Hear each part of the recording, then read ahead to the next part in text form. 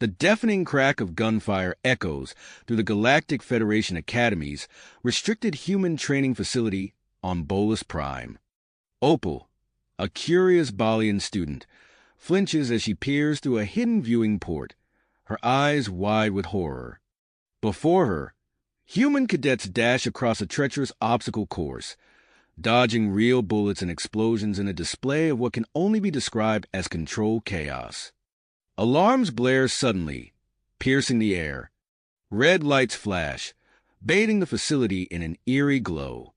Opal and her alien classmates exchange panicked glances as they realize their unauthorized presence has been detected. The Academy's security system initiates a lockdown, trapping them inside along with the human trainees. Sergeant Anthony Harris, a seasoned human instructor, barks orders at the cadets as they continue their grueling exercise.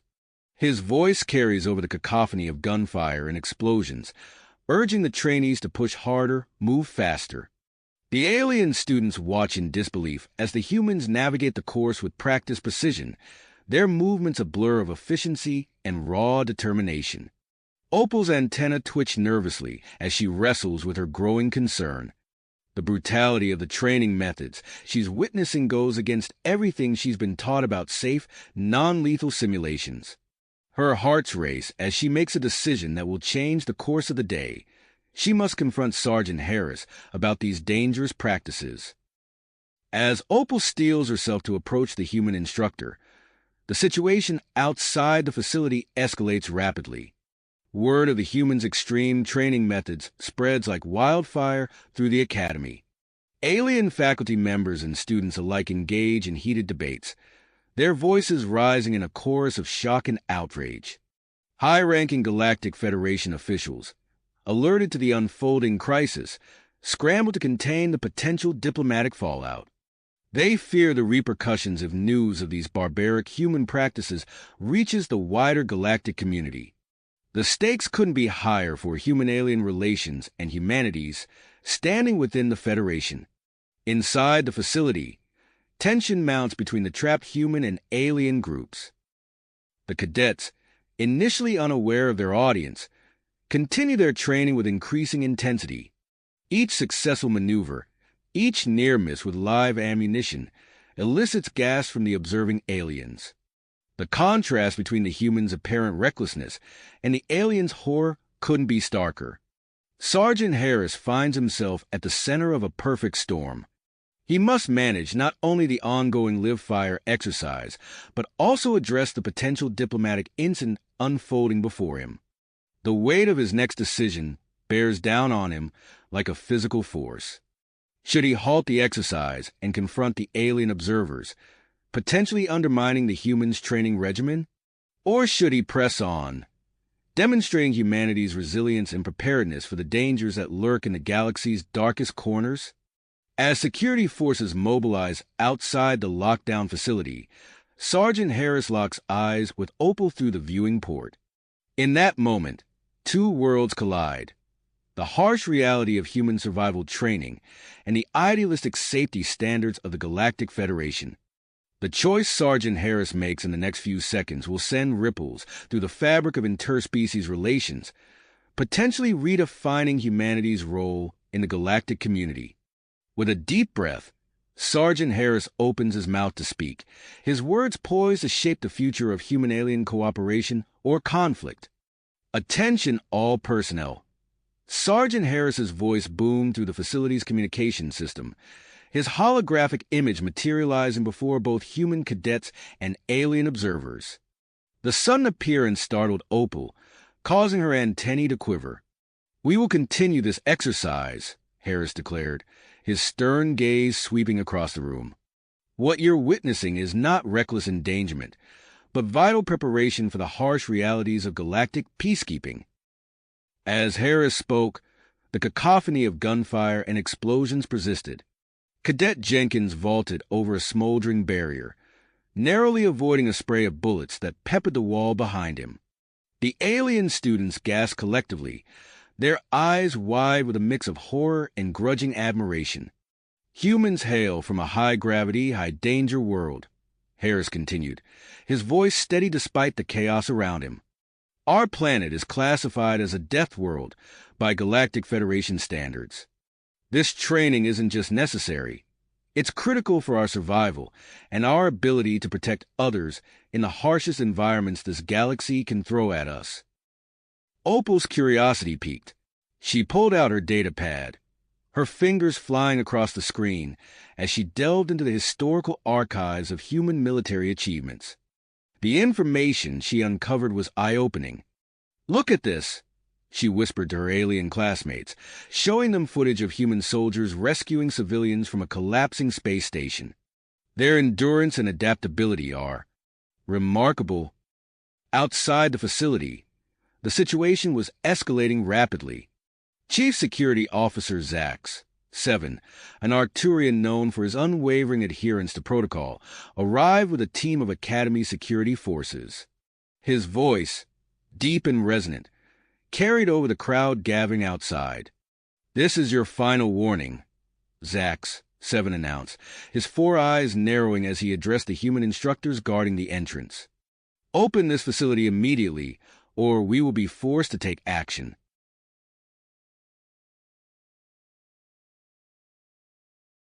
Inside, the exercise continued unabated. Cadets maneuvered through a treacherous urban warfare simulation, their movements a blur of efficiency and controlled aggression. Suddenly, a loud hiss filled the air, accompanied by flashing red warning lights. "Environmental control malfunction in Sector 7. A computerized voice announced. Thick, green gas began pouring into a section of the training ground. "Toxic gas leak," Sergeant Harris shouted. "Cadets, implement emergency protocols." Without hesitation, the human trainees sprang into action. They quickly donned respirators and began sealing off the affected area.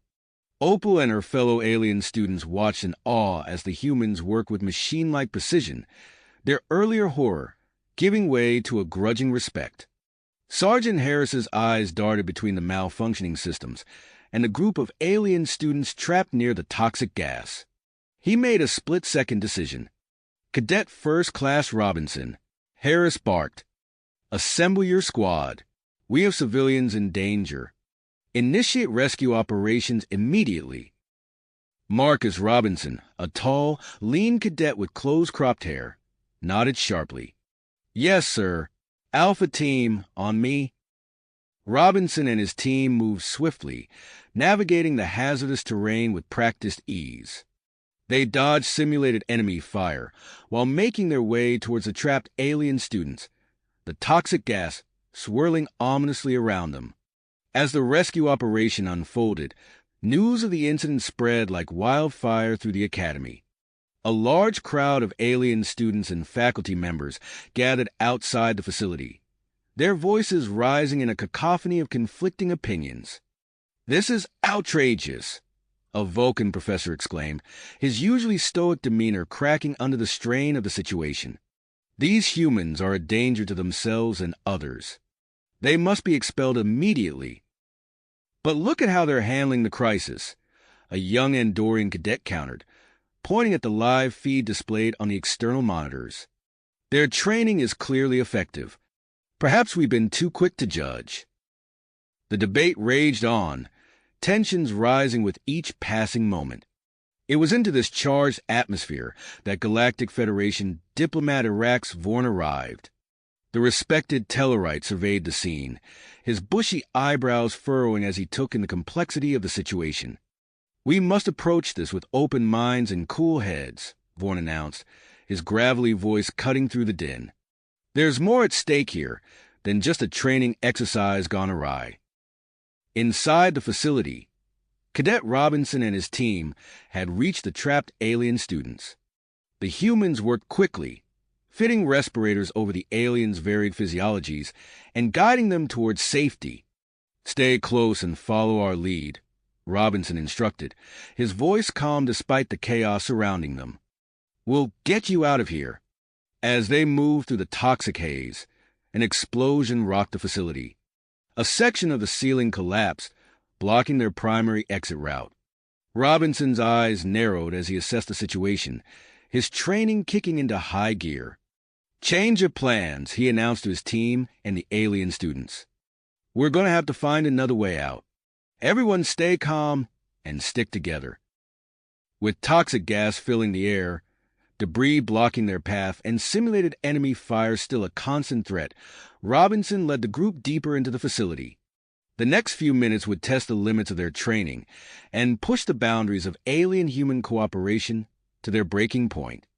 As Robinson led the group deeper into the facility, the situation outside deteriorated rapidly. The toxic gas, initially confined to Sector 7, began spreading through the ventilation system at an alarming rate. Warning klaxons blared, their urgent wails echoing through the corridors. Environmental control failure detected in Sectors 8 through 12. The computerized voice announced, its monotone delivery a stark contrast to the chaos unfolding. Sergeant Harris's eyes narrowed as he processed this new development. He keyed his comm unit, his voice steady despite the escalating crisis. "Robinson, status report." "Sir, we've encountered a setback," Robinson replied, his breathing labored. "The primary exit is blocked. We're rerouting through Sector 9, but the gas is spreading faster than anticipated." Harris nodded grimly. "Understood. Proceed with caution, Cadet. We're working on a solution." Outside the facility, the crowd's agitation grew palpable. Chief Security Officer Zax, 7, stepped forward, his 4 eyes blazing with perseverance. "We can't stand idly by while lives are at risk," he declared, addressing the gathered security forces. "Prepare to breach the entrance." Just as tensions threatened to boil over, a commanding voice cut through the din. "Everyone, stand down!" The crowd parted to reveal Galactic Federation diplomat Irax Vorn, his stocky Tellarite frame radiating authority. Vorn surveyed the scene, his bushy eyebrows furrowing. "This situation requires diplomacy, not force," he stated, moving towards the facility's entrance. He activated his comm unit, establishing a direct link with Sergeant Harris. "Sergeant, this is Diplomat Vorn. We need to find a resolution that addresses all parties' concerns. What's your assessment of the situation?" Inside, Harris weighed his options. The training exercise had evolved into a real-life crisis, presenting both a challenge and an opportunity. "Diplomat Vorn, we have a rescue operation underway. Our cadets are demonstrating their capabilities in extreme conditions. I propose allowing a select group of observers to witness our methods firsthand." Vorn nodded, stroking his beard thoughtfully. "An intriguing proposition, Sergeant. I'll assemble a group immediately." As negotiations progressed outside, Cadet Robinson and his team faced mounting challenges within. They navigated through Sector 9, the toxic gas swirling around them in ominous green tendrils. The alien students, their eyes wide with fear, huddled close to their human rescuers. Opal, the Balian student, noticed one of the human cadets struggling with his respirator. Her antenna twitched as an idea formed. "Wait," she called out, her voice muffled by her own breathing apparatus. "I might be able to help." Robinson paused, eyeing her curiously. Opal approached the cadet, her fingers deftly manipulating the respirator's filtration system. "Balian bioengineering," she explained. "We can modify these to filter the gas more effectively." The human cadet took a deep breath, his eyes widening in surprise. "It's working," he exclaimed. "The air's cleaner." Robinson nodded appreciatively. "Good work," he said to Opal. "Can you modify the others?" As Opal set to work, Robinson's team pressed on. They used debris and equipment to create makeshift barriers, sheltering the most vulnerable aliens from the worst of the gas. The human strength and endurance, honed through countless hours of grueling training, proved invaluable as they carried those too weak to walk. Outside, Diplomat Vorn had assembled a group of alien representatives, including faculty members and student leaders. "Remember," he cautioned as they prepared to enter the facility, What you're about to witness may challenge your preconceptions. Keep an open mind. As the observation group entered a secure area overlooking the training ground, they gasped collectively. The scene before them was unlike anything they had ever witnessed. Human cadets moved with precision through the toxic haze, their movements a blur of efficiency and controlled aggression. "Incredible," murmured a Vulcan professor, his usual stoic demeanor slipping. "Their adaptability is most impressive." The rescue operation unfolded on the monitors, capturing every detail of the humans' efforts. Robinson's team emerged from a cloud of gas, carrying several unconscious aliens. They moved swiftly to a makeshift decontamination area, where they began administering emergency treatments. As the alien observers watched in awe, Sergeant Harris's voice crackled over the communication system. "What you're seeing is the result of years of specialized training," he explained. "Humans come from a high-gravity, high-danger world. This isn't recklessness. It's preparation for the harshest environments the galaxy can throw at us." The atmosphere in the observation room shifted palpably.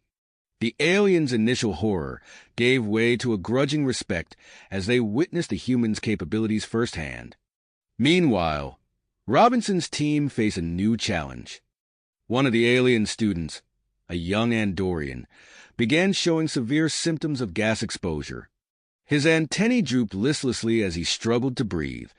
"We need to get him out now," Robinson barked, scooping up the Andorian in his arms. "Team, prepare for emergency evacuation procedures. We're going to have to take some risks." As Robinson's team steeled themselves for their most dangerous maneuver yet, the eyes of the entire academy remained fixed on the unfolding drama. The next few minutes would test the limits of human endurance and ingenuity, with lives hanging in the balance and the future of human-alien relations at stake. As Robinson's team prepared for their most dangerous maneuver yet, the facility shuddered violently, sending tremors through the floors and walls. "Structural integrity compromised," the computerized voice announced, its tone unnervingly calm amidst the chaos. "Danger of imminent collapse detected." Robinson's eyes darted around, assessing the situation. The toxic gas, once confined to specific sectors, now seeped through cracks in the walls, corroding the very foundations of the building. He made a split-second decision. "Team, listen up," he barked, his voice steady despite the dire circumstances. "We need to reinforce these supports. Use your combat gear, anything sturdy. Move." Without hesitation, the human cadets sprang into action. They stripped off pieces of their armor, using the durable plates to brace weakening columns. Helmet straps became makeshift cables, cinching together fracturing beams. The aliens watched in amazement as the humans transformed their equipment into vital structural supports.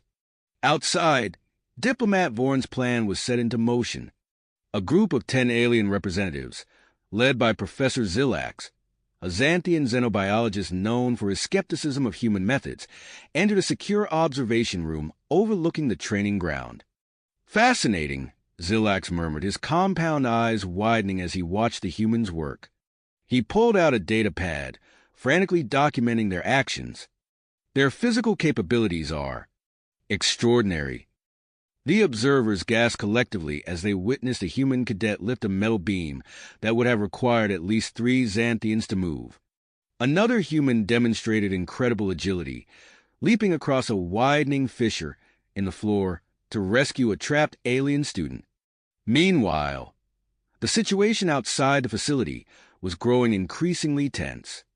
The crowd of alien students and faculty had swelled, their voices rising in a cacophony of conflicting opinions.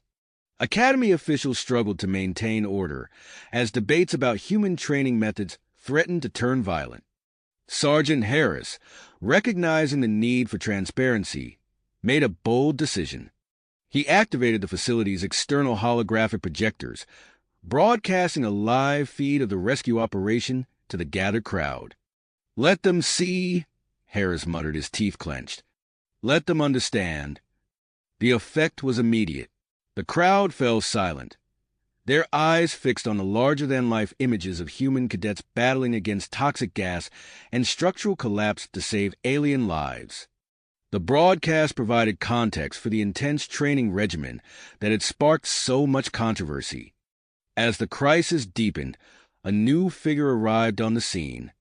Galactic Federation Admiral Kronax, an Orion known for his strategic brilliance, strode purposefully towards the facility. His emerald skin glistened under the Academy's lights as he took in the situation with a practiced eye. "Status report," he demanded, addressing the nearest official. "Sir, we have human cadets conducting a rescue operation inside," the official replied, his voice tinged with awe. They're doing things we thought impossible." Kronax nodded, his mind already formulating potential outcomes and their diplomatic implications. "Have a full medical team on standby," he ordered. "We need to be prepared for any eventuality." Inside the toxic zone, Robinson's team faced their greatest challenge yet. They had discovered a group of alien students trapped in a rapidly deteriorating section of the facility. The only way to reach them was through a reinforced wall, designed to withstand extreme conditions. Robinson assessed the wall, his mind racing through potential solutions. "We're going to have to break through," he announced, his voice grim. "It's going to take everything we've got."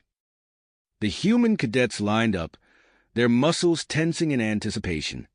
On Robinson's signal, they launched themselves at the wall, their enhanced strength and specialized training put to the ultimate test. The sound of their impact echoed through the facility, drawing the attention of the alien observers. Professor Zillax leaned forward, his antennae twitching with excitement. "Incredible," he whispered. "Their bone density, their muscle mass. It's unlike anything I've ever seen."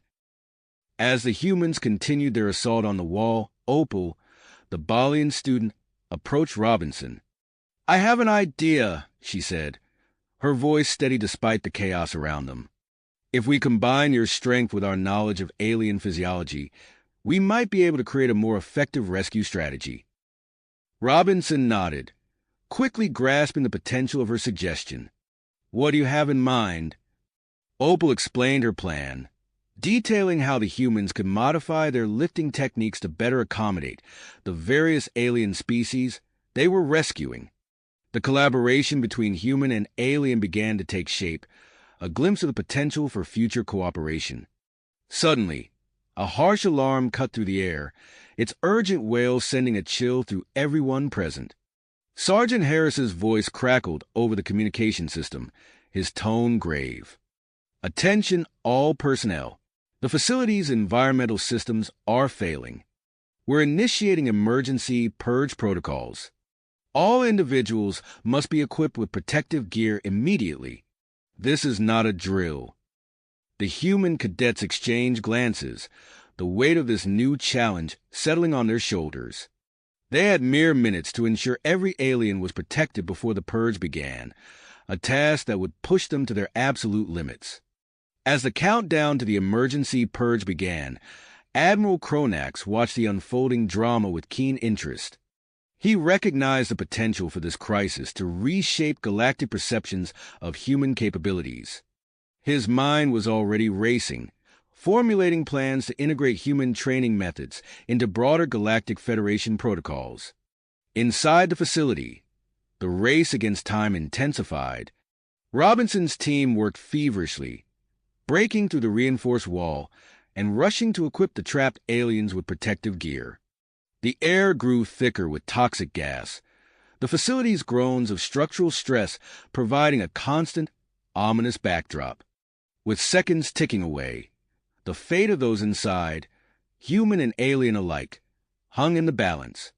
The actions of Cadet Robinson, Sergeant Harris, and their teams in these crucial moments would not only determine the immediate outcome of the rescue, but potentially redefine humanity's role in the galactic community.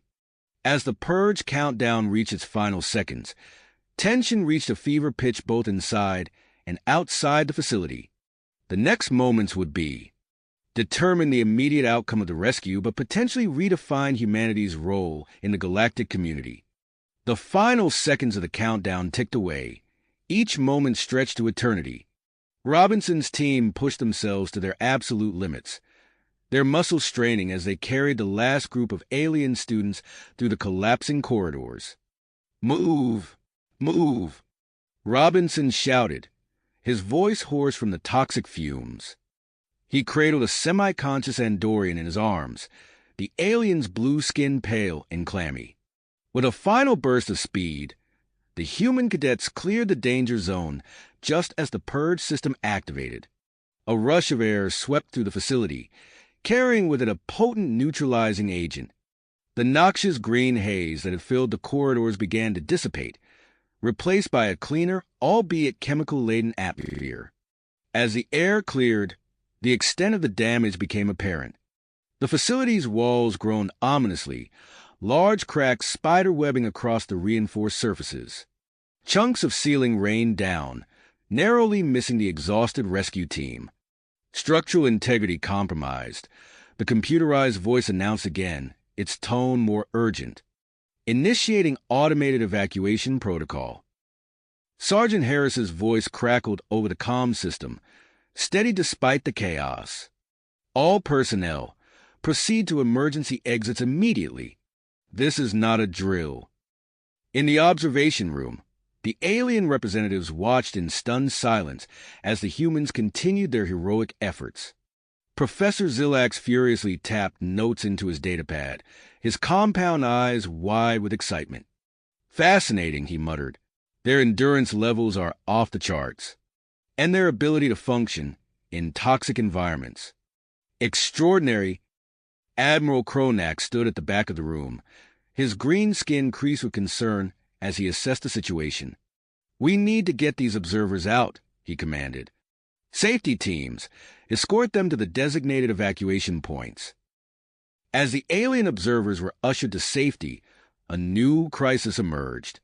The facility's main power core, located deep within the complex, began to emit an ominous pulsing sound. Alarms blared, their urgent wails adding to the cacophony of collapsing infrastructure. "Sir," a technician reported to Admiral Kronax, "the power core's containment field is failing. If it detonates..." Kronax didn't need to hear the rest. His mind raced through potential solutions, weighing risks and outcomes with the speed of a seasoned strategist. "Contact Galactic Federation headquarters," he ordered. "Request immediate deployment of a containment team with portable force field generators." As the order was relayed, Sergeant Harris approached the Admiral, his face streaked with grime and sweat. "Sir, we can't wait for the containment team. That core goes, and we lose half the Academy." Kronax nodded grimly. "What do you propose, Sergeant?" "My team and I can enter the core chamber, initiate the manual shutdown sequence. It's risky, but it might buy us the time we need." For a moment, Kronax hesitated. The danger was extreme, even for humans. But as he looked into Harris's determined eyes, he saw something that made his decision clear. "Do it," he said. "But be careful, Sergeant. We've lost enough lives today." Harris saluted sharply, then turned to his team. "All right, people, you heard the Admiral. We're going in hot. Gear up for radiation and extreme heat." As Harris and his elite cadets prepared for their daring mission, the evacuation continued. The holographic projectors outside the facility broadcasted the unfolding drama to the gathered crowd. Alien students and faculty watched in awe as the humans dove headlong into danger to save them all. Inside the power core chamber, Harris and his team worked feverishly. The air shimmered with heat, and radiation levels climbed steadily. Sweat poured down their faces as they raced to initiate the shutdown sequence. "Coolant levels critical," one cadet reported, her voice strained. "Reroute auxiliary power," Harris ordered. "We need to keep this thing stable for just a few more minutes." Outside, a sleek shuttlecraft touched down on the Academy grounds.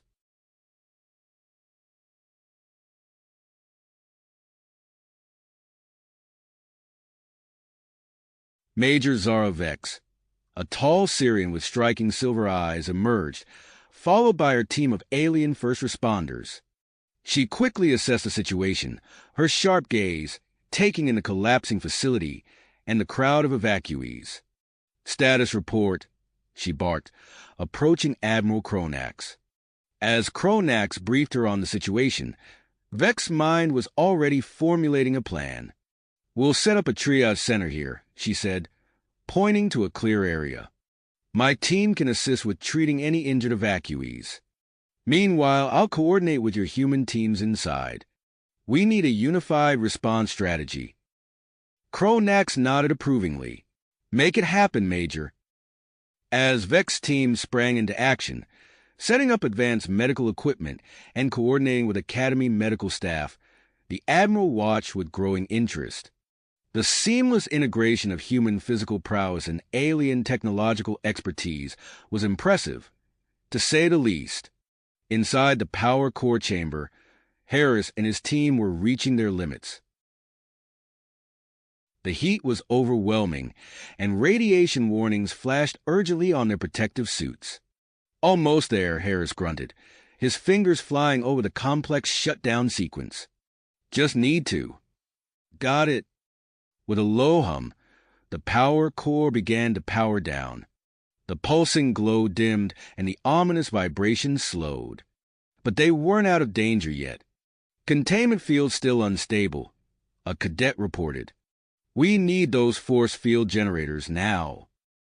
As if on cue, the Galactic Federation containment team arrived, their specialized equipment humming with energy. Led by Major Vex, they quickly deployed around the perimeter of the power core chamber, activating force fields in 3, 2, 1. Vex called out. A shimmering blue barrier sprang to life, enveloping the unstable core. Harris and his team sagged with relief, their mission accomplished. As the immediate danger passed, Admiral Kronax surveyed the scene. Human cadets and alien first responders worked side by side, treating injuries and securing the facility. The cooperation he witnessed sparked an idea, a vision of a new kind of peacekeeping force that could revolutionize the Galactic Federation's approach to crisis management. But even as the Admiral began to formulate his plans, new challenges loomed. The facility, while no longer in danger of explosion, was far from secure, and the political fallout from this incident was only beginning to unfold. The facility's groans and tremors grew more intense, a stark reminder that the danger was just the beginning. Admiral Kronax's comm device crackled to life, interrupting his thoughts. "Admiral, this is Major Zara Vex. We've arrived with the containment team and are ready to deploy." "Acknowledge, Major. Proceed with caution. The situation is highly volatile." As Vex and her team rushed towards the compromised power core, Sergeant Harris and his cadets emerged from the irradiated chamber, their faces etched with exhaustion and tenacity. "Shutdown sequence initiated, sir," Harris reported, his voice hoarse. "But the core's instability is escalating. We bought some time, but not much." Kronax nodded grimly. "Well done, Sergeant. Get your team to medical immediately." But Harris shook his head. "With all due respect, sir, we're staying. Our job's not finished." Before Kronax could respond, a violent tremor shook the facility. Chunks of ceiling crashed down around them, forcing everyone to take cover. "Structural integrity at critical levels," the facility's AI announced, its synthetic voice unervingly calm amidst the chaos. Major Vex's voice came through the comms again, tinged with urgency. "Admiral, we're setting up the force field generators, but the constant structural shifts are complicating our efforts. We need more time." Kronax's mind raced through options. "Understood, Major. Do what you can. I'm calling in additional support." With a few quick commands on his datapad, Kronax authorized the deployment of the Orion Engineering Corps. Within minutes, a sleek Orion vessel touched down outside the facility. Commander Thax, a towering figure with metallic blue skin, strode out, leading a team of engineers carrying advanced equipment. "Commander," Cronax greeted him, "we need your team to stabilize the power systems. The core is on the brink of detonation." Thax nodded, his expression grave. "We'll interface our tech with the Academy systems. It should buy us the time we need." As the Orion engineers set to work, another alarm blared through the facility. Cadet First Class Marcus Robinson, who had been coordinating the evacuation efforts, approached the Admiral. "Sir, the facility's primary computer core is failing. The corrosive gas has damaged it beyond repair. If it goes down completely, all automated safety systems will fail." Cronax's eyes widened as he grasped the implications.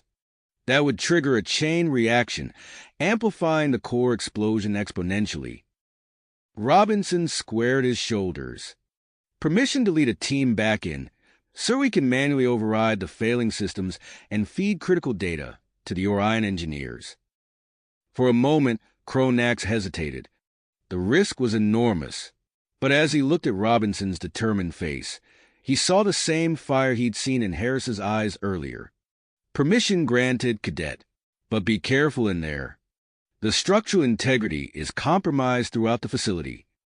Robinson saluted and quickly assembled a team of volunteers. They geared up and plunged back into the crumbling facility, navigating through partially collapsed corridors and dodging sparking power conduits. Outside, the gathered crowd of alien students and faculty watched the unfolding drama on the holographic projectors. Professor Zillax furiously collected data, his compound eyes widening as he processed the information. "Incredible," he muttered.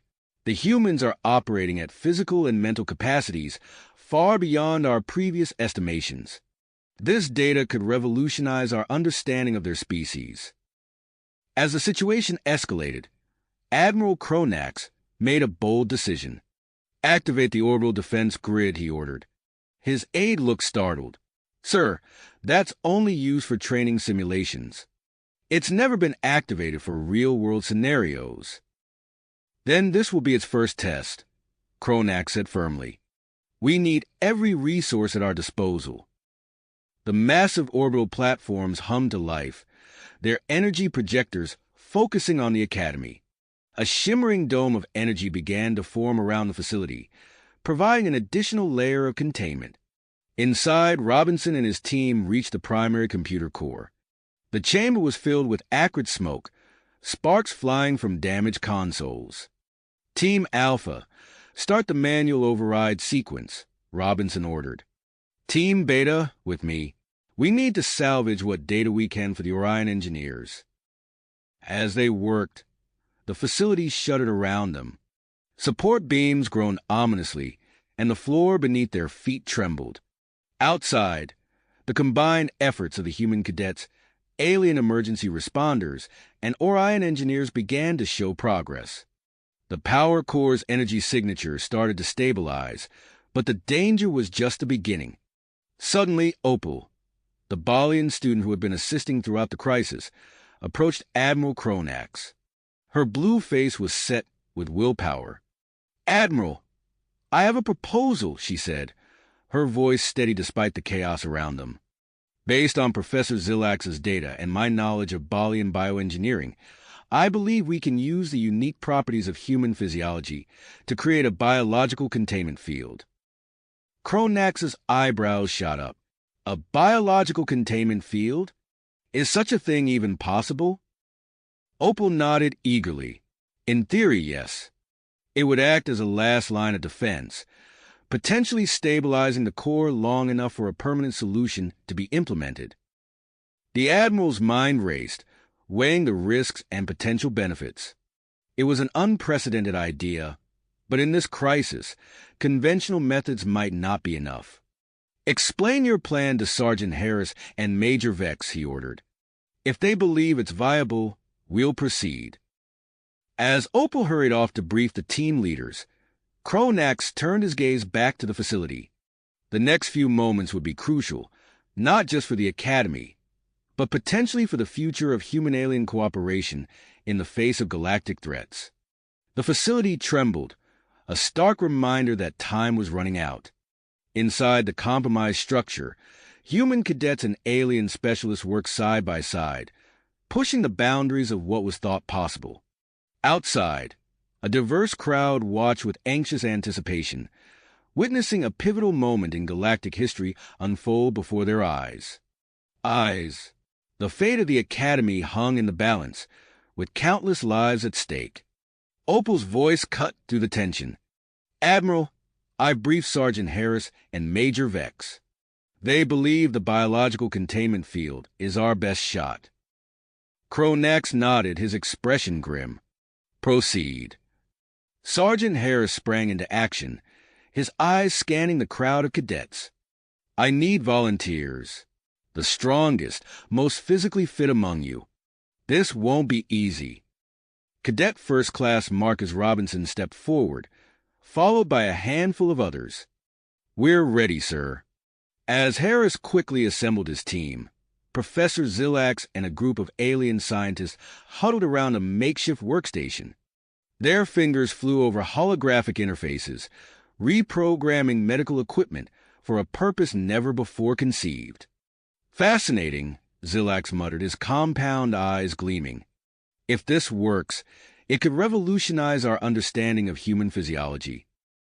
The air crackled with energy as bioconductive harnesses took shape. Designed to amplify the electromagnetic properties of human nervous systems, they represented the bleeding edge of xenobiology. Admiral Cronax activated his comm link, connecting directly to Galactic Federation headquarters. "This is Admiral Cronax. We're attempting an unprecedented containment procedure. Standing by for updates." A violent tremor shook the facility, nearly knocking everyone off their feet. Alarms blared as the force field containment flickered ominously. Major Vex's voice crackled over the comms. "Admiral, we've got a problem. The force field is failing." Cronax's mandibles clicked in agitation. "Understood, Major. Maintain your position. We're accelerating the timeline." Robinson and his team, now outfitted with the bioconductive harnesses, moved swiftly towards the perimeter of the failing containment field. Opal's voice guided them through their headsets. "Remember the sequence we discussed. Your movements must be precise. The energy patterns you generate are critical." The cadets took their positions, forming a circle around the unstable power core. As one, they began a series of carefully choreographed movements. Their muscles strained with effort, sweat beading on their foreheads. At first, nothing seemed to happen. Then, almost imperceptibly, a shimmering field of energy began to form between them. It wavered, strengthened, then expanded, merging with the existing force field.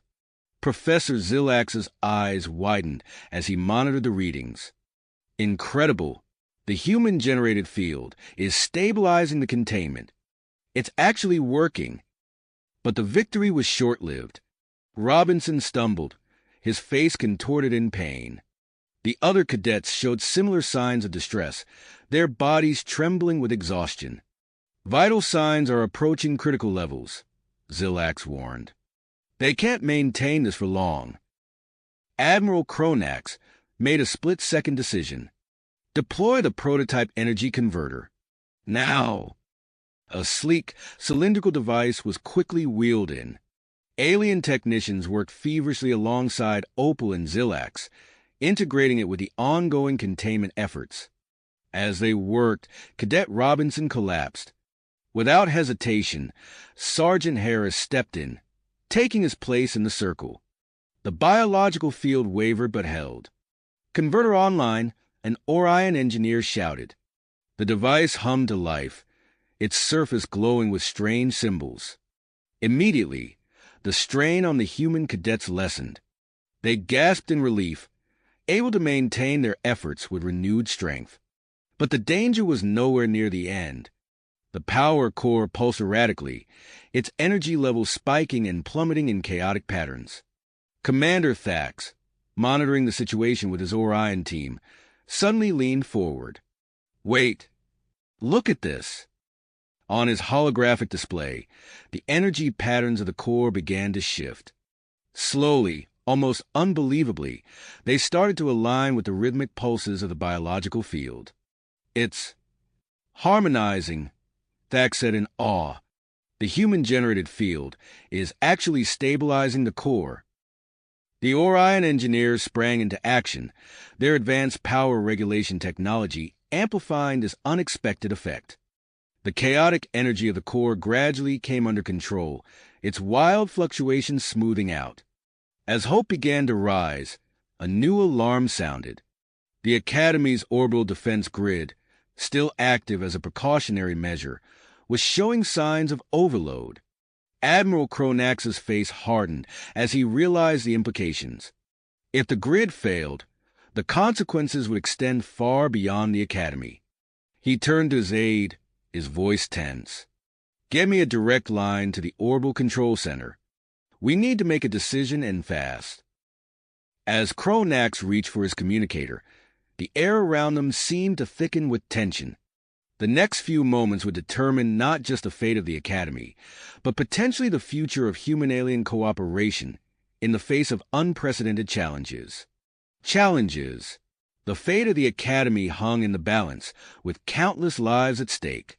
Admiral Cronax's fingers flew over his communicator, establishing a direct link to the Orbital Control Center. His voice carried the weight of command as he spoke. "This is Admiral Cronax. Initiate Emergency Protocol Omega-7.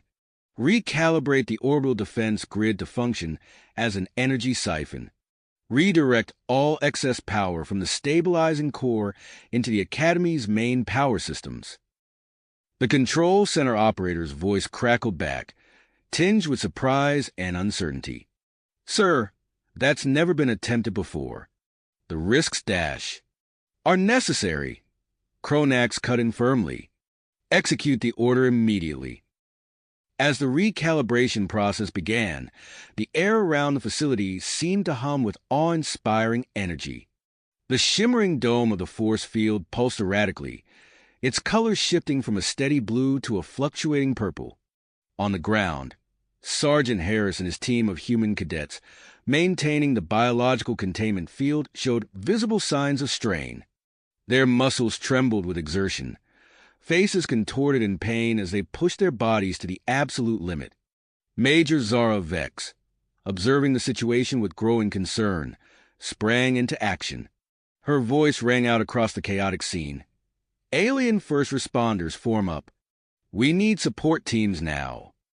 With practiced efficiency, Vex organized a diverse group of alien students and faculty into small units. She directed them to positions around the human cadets, instructing them on how to provide physical support and immediate medical attention. A Vulcan medical student carefully places hands on a cadet's shoulders, helping to maintain the precise stance required for the containment field. Nearby, a Tellarite engineer monitored vital signs, ready to signal for a replacement at the first sign of critical exhaustion. Inside the facility's control room, Commander Thax's eyes widened as he processed the data streaming across his holographic display. "By the stars," he breathed, his metallic blue skin reflecting the glow of the screens. "The human bioelectric signals. They're creating a resonance effect with the core's energy patterns." His fingers danced across the interface, making rapid adjustments to the Orion power regulation technology. "We can amplify this effect," he explained to his team. "It could accelerate the core's stabilization exponentially." As Thax and his team worked feverishly, a sleek shuttlecraft touched down just outside the Academy grounds. The hatch opened with a hiss, revealing a tall, blue-skinned figure with prominent antennae, Admiral Jarek of the Galactic Federation's Science and Technology Division. Jarek strode purposefully towards a command center, a cylindrical device clutched in his hands. His voice carried over the din as he approached Cronax. "I came as soon as I received word. This is a prototype quantum harmonizer. It may be our best chance at creating a permanent solution." Without wasting a moment, Jarek, Professor Zillax, and Opal huddled around the device. Their voices a rapid-fire exchange of technical jargon as they worked to integrate it with the existing containment systems. Cadet First Class Marcus Robinson, his face pale but determined, approached Admiral Kronax. "Sir, request permission to lead a team into the facility's core. We need to manually adjust the power relays to optimize energy flow for the new containment system." Kronax's expression was grave as he considered the request. "The risks are extreme, Cadet. There's still residual toxic gas, and the structure is highly unstable." Robinson nodded, his teeth clenched. "We understand the risks, sir, but it needs to be done." After a moment's hesitation, Kronax gave a sharp nod. "Permission granted. Choose your team wisely." As Robinson assembled a small group of volunteers, the air crackled with energy. The quantum harmonizer hummed to life, its surface glowing with intricate patterns. The effect was immediate and startling. The chaotic energy field surrounding the unstable core began to pulse with a steady, controlled rhythm. The strain on the human cadets, maintaining the biological containment, field visibly lessened. Sergeant Harris, his face slick with sweat, called out, "Hold steady. We're almost there." Just as hope began to rise, alarms blared throughout the facility, their shrill cry cutting through the momentary sense of victory. Admiral Jarrett's antennae twitched in agitation as he studied the readouts from the quantum harmonizer. "This isn't right," he muttered, his fingers flying over the controls. "The harmonizer is stabilizing the core, but it's creating a field of quantum instability. It's expanding rapidly." Professor Zilax's compound eyes widened in alarm. "At this rate, it will engulf the entire Academy grounds within minutes." Admiral Kronax's voice cut through the rising panic. "Options, people. We need solutions now." As the team scrambled to address this new threat, Cadet Robinson and his volunteers disappeared into the bowels of the facility, racing against time to reach the power relays. The Academy grounds buzzed with frantic activity, human and alien alike working in concert to avert disaster. The quantum instability field continued to grow, its edges shimmering with an otherworldly light. The air itself seemed to warp and twist at its boundaries, a stark reminder of the precarious balance between salvation and catastrophe. In the heart of the chaos, Admiral Kronax stood firm, his eyes scanning the scene before him. As alarms blared and energy fields pulsed, he knew that the next few moments would be crucial. The fate of the Academy, and perhaps much more, hung in the balance. Balance teetered on a knife's edge. With a sharp nod, Admiral Kronax sprang into action, his voice cutting through the chaos. "Assemble the crisis response team immediately," he ordered, his eyes scanning the chaotic scene. "We need our best minds on this now." Within moments, a diverse group gathered around the makeshift command center hastily erected just outside the affected area. Admiral Jarrett, his antennae twitching with nervous energy, stood alongside Professor Zilax, whose compound eyes darted between holographic displays. Commander Thax's metallic blue skin reflected the pulsing light of the quantum field, while Major Zara Vex maintained a watchful eye on the perimeter. Sergeant Harris, his face etched with grit, took his place beside the newly recovered Cadet First Class Marcus Robinson. Admiral Jarrett's fingers danced over a holographic interface as he spoke, his words clipped and urgent. "The quantum instability field is expanding at an exponential rate. At this trajectory, it will engulf the entire Academy grounds in less than 15 minutes. The assembled team exchanged grim looks as the gravity of the situation sank in. It was Admiral Jarrett who broke the tense silence, his voice steady despite the pressure. "I have a proposal," he began, calling up a complex series of equations and diagrams. "We can create a series of quantum anchor points around the perimeter of the affected area. These will act as stabilizing nodes, halting the field's expansion and eventually forcing it to collapse in on itself." Professor Zilax chittered excitedly, his eyes widening as he processed the implications. "Brilliant, but the deployment, It would require entering the unstable zone. The quantum fluctuations would be fatal to most known species. A heavy silence fell over the group, broken only by the distant wail of alarms and the low hum of the expanding field. It was Sergeant Harris who stepped forward, his eyes hardened with determination. "My cadets can do it," he stated firmly. "Humans have shown remarkable resilience to extreme conditions. We'll volunteer for the mission." Admiral Cronax nodded, his mandibles clicking thoughtfully. "Agreed. Sergeant, assemble your best team. Include Cadet Robinson. His experience in the facilities corps could prove invaluable." As Harris moved to select his team, Commander Thack spoke up, his metallic voice tinged with urgency. "We can modify our power regulation technology to interface with the quantum anchor devices. It'll allow us to monitor and adjust the stabilization process remotely." "Excellent," Cronax responded. "Make it happen, Commander." The command center erupted into a flurry of activity. Major Vex coordinated with Academy security forces, establishing a wide perimeter around the affected zone. Professor Zillax, his scientific curiosity piqued despite the dire circumstances, set up an array of advanced sensors to collect data on the human team's physiological responses within the quantum field. As the human operatives donned specially designed protective suits, Admiral Jarek conducted a rapid-fire briefing on the theoretical physics behind the quantum anchors. The gravity of the mission was etched on every face, human and alien alike.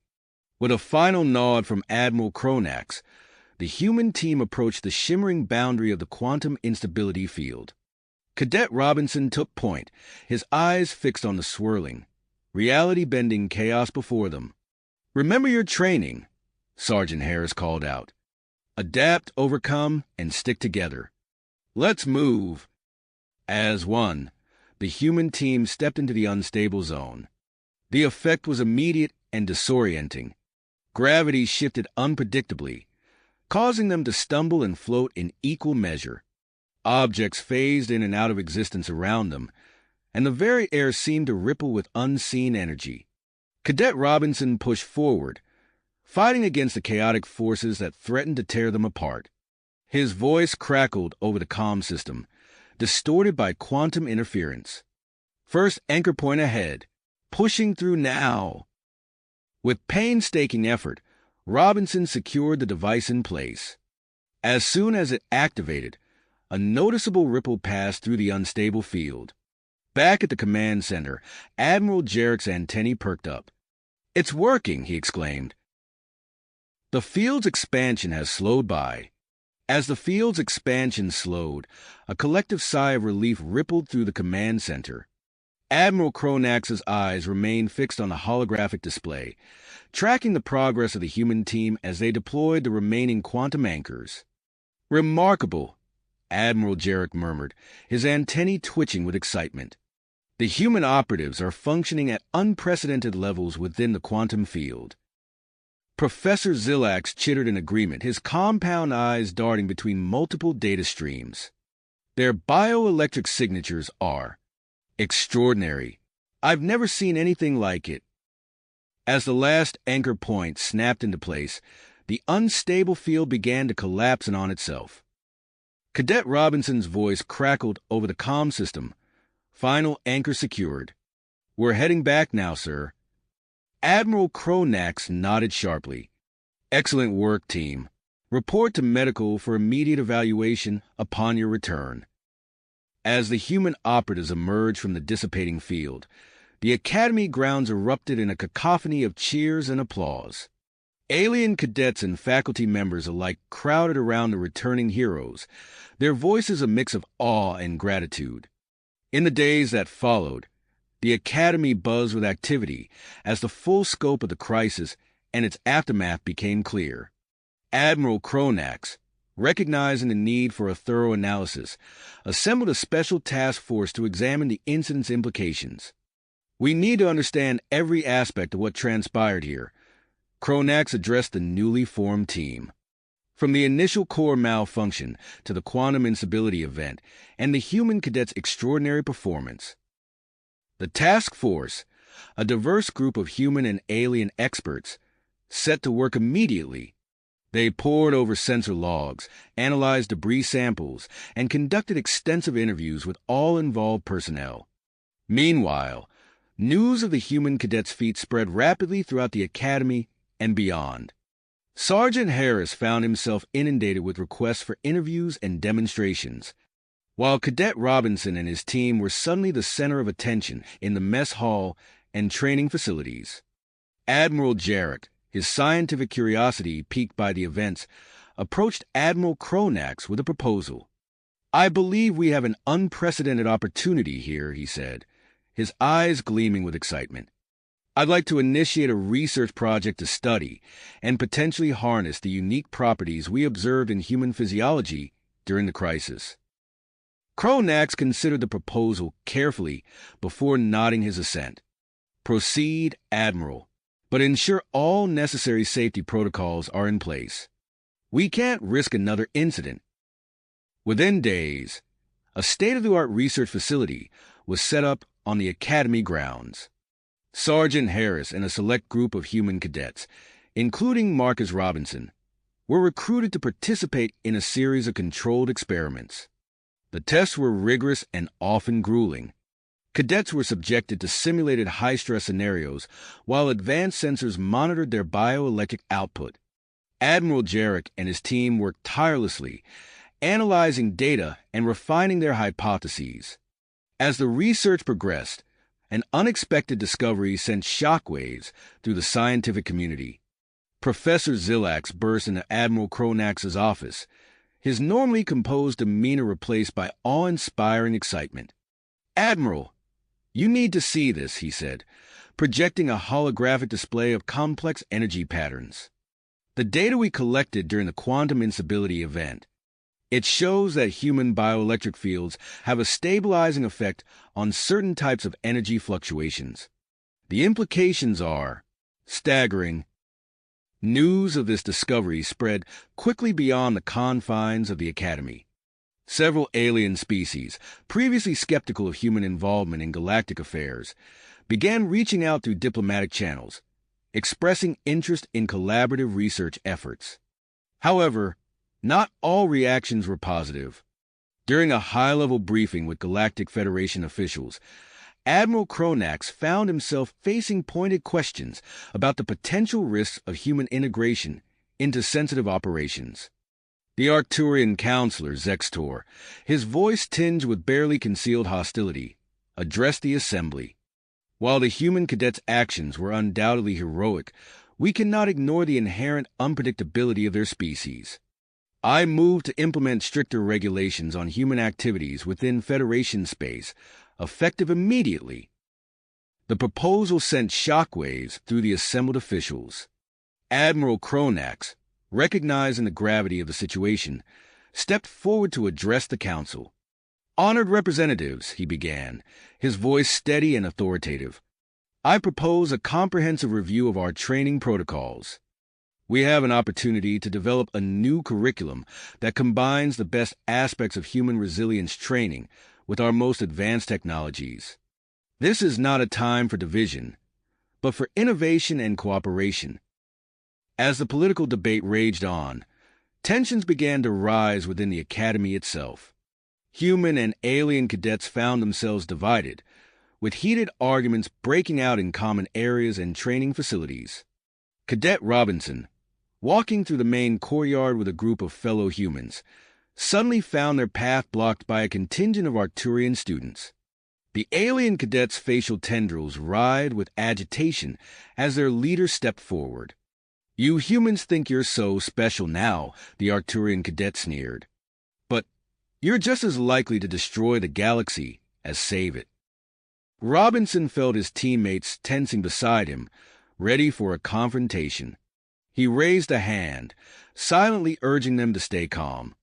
"We're all here to learn and grow together," he said evenly. "Let's not let fear and misunderstanding divide us." The standoff lasted for several tense moments before both groups slowly dispersed. As Robinson walked away, he couldn't shake the feeling that this was just the beginning of a much larger conflict. In his office, Admiral Cronax received word that the Galactic Federation Council had announced the formation of a special committee to evaluate the role of humans in future peacekeeping operations. The committee would be arriving at the Academy within days to conduct their assessment. Cronax leaned back in his chair, his mandibles clicking thoughtfully. He knew that the outcome of this evaluation could shape the future of human-alien relations for generations to come. The pressure was immense, but as he looked out over the Academy grounds, watching human and alien cadets training side by side, he felt a glimmer of hope. The Admiral reached for his communication device. There was much to be done, and time was of the essence. As he began coordinating preparations for the committee's arrival, alarms suddenly blared throughout the facility. Cronax's head snapped up, his eyes widening as he read the urgent message scrolling across his display screen. "By the stars," he muttered, rushing from his office. The Academy's troubles, it seemed, were just getting started. The Academy's troubles, it seemed, were just getting started. Cronax burst into the command center, his eyes quickly scanning the holographic displays. "Report," he barked, addressing the assembled staff. Commander Thax's metallic voice cut through the chaos. "Sir, we're detecting massive energy fluctuations in the quantum research facility. It appears the containment systems are failing." The Admiral's mandibles clicked in agitation. "Evacuate all non-essential personnel immediately. Major Vex, coordinate with security to establish a safe perimeter." As the Academy grounds erupted into controlled chaos, Cronax made a decision that would set in motion a chain of events with far-reaching consequences. "Commander, contact Sergeant Harris. I want his top human cadets assembled for an emergency demonstration." Within minutes, Cadet First Class Marcus Robinson and a select team of human operatives stood at attention before the Admiral. Cronax's eyes bore into them, assessing their readiness. "Cadets, we're facing a critical situation. The quantum research facility is on the brink of collapse, and we need to showcase your unique abilities. You'll be entering a newly constructed simulation chamber designed to replicate the quantum instability field." Robinson's eyes widened slightly, but his voice remained steady. "Understood. Sir, we're ready." As the human team donned their specialized gear, Admiral Jarek approached Cronax, his antennae twitching nervously. "Are you certain about this, Admiral? The timing is precarious." Cronax nodded grimly. "We need to demonstrate human capabilities before the Federation Committee arrives. This may be our only chance." The simulation chamber loomed before them, a massive structure of gleaming metal and pulsing energy fields. As Robinson led his team inside, the Academy's communication systems broadcast the event live to all personnel. The chamber's interior shimmered and warped, gravity shifting unpredictably. Robinson's voice crackled over the comm system. "Team, stay focused. Remember your training." The human cadets moved with surprising grace through the chaotic environment, their bodies adapting to the rapidly changing conditions. They navigated treacherous energy vortexes, manipulated unstable matter streams, and performed complex rescue operations on holographic victims. Alien observers watched in awe as the humans demonstrated levels of adaptability previously thought impossible. Even the skeptical Arcturian cadets found themselves grudgingly impressed. Suddenly, alarms blared throughout the facility. Commander Thax's voice rang out. "Admiral, we're detecting a containment breach in Section 3B. Robinson's team reacted instantly, moving towards the breach site with practiced efficiency. As they approached, a surge of quantum energy burst through the chamber's safeguards, bathing the area in crackling, reality-bending power. Without hesitation, Robinson barked out orders. "Jensen, stabilize that energy flow. Martinez, recalibrate the containment field." The human cadets moved as one, their bodies seeming to resonate with the chaotic energy surrounding them. As they worked, the breach slowly began to close, the wild quantum fluctuations settling into a manageable state. In the control room, Admiral Jarek stared at his readings in disbelief. "Impossible," he muttered. "Their bioelectric fields are actually stabilizing the quantum energy." As the crisis subsided, a stunned silence fell over the Academy. The human team emerged from the chamber, looking worn but triumphant. Cronax approached them, his eyes gleaming with a mixture of pride and relief. "Exceptional work, cadets. You've not only contained a potential disaster, but demonstrated the unique value humans bring to our galactic community." News of the humans' feat spread rapidly through the Academy and beyond.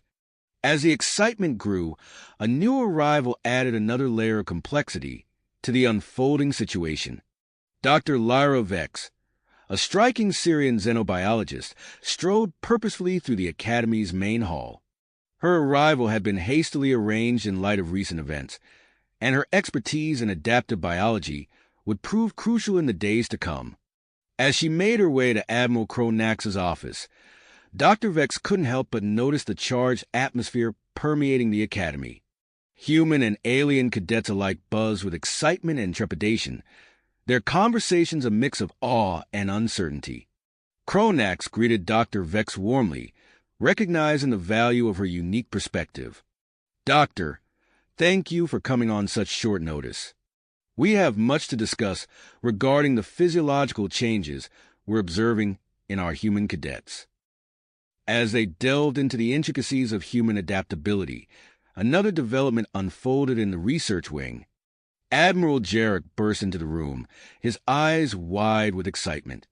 "Admiral, Doctor, you need to see this," he exclaimed, activating a holographic display. "We've successfully created a prototype personal shield generator that harnesses the stabilizing properties of human bioelectric emissions." The implications of this breakthrough were immediately apparent to all present. Cronax's mandibles clicked rapidly as he processed the information. This could revolutionize our approach to hazardous environments across the galaxy. As the day progressed, the Academy hummed with activity. Human cadets intensified their training regimens, pushing themselves to new limits in preparation for the challenges ahead. Alien students watched with a mixture of admiration and unease, uncertain of what these developments meant for their own roles in the galactic community. Sergeant Harris, tasked with preparing a comprehensive presentation on human training methods, worked tirelessly to compile data and testimonials. His efforts would play a crucial role in shaping the Federation Committee's perception of human involvement in galactic affairs. As evening fell, Admiral Cronax stood at the window of his office, gazing out at the bustling Academy grounds. The events of the past few days had set in motion changes that would ripple across the galaxy for years to come. The arrival of the Federation Committee loomed on the horizon, promising to bring both opportunity and challenge. The Admiral's comm device chimed, signaling an incoming message. As he read its contents, his eyes narrowed. The Galactic Exploration Corps had accelerated their plans for the joint human-alien expedition to the Quantum Anomaly System. They were requesting Cadet Robinson and select members of his team for the mission. Cronax leaned back in his chair, his mind racing with the implications of this new development. The next few days would be critical in determining the future role of humans in the galactic community.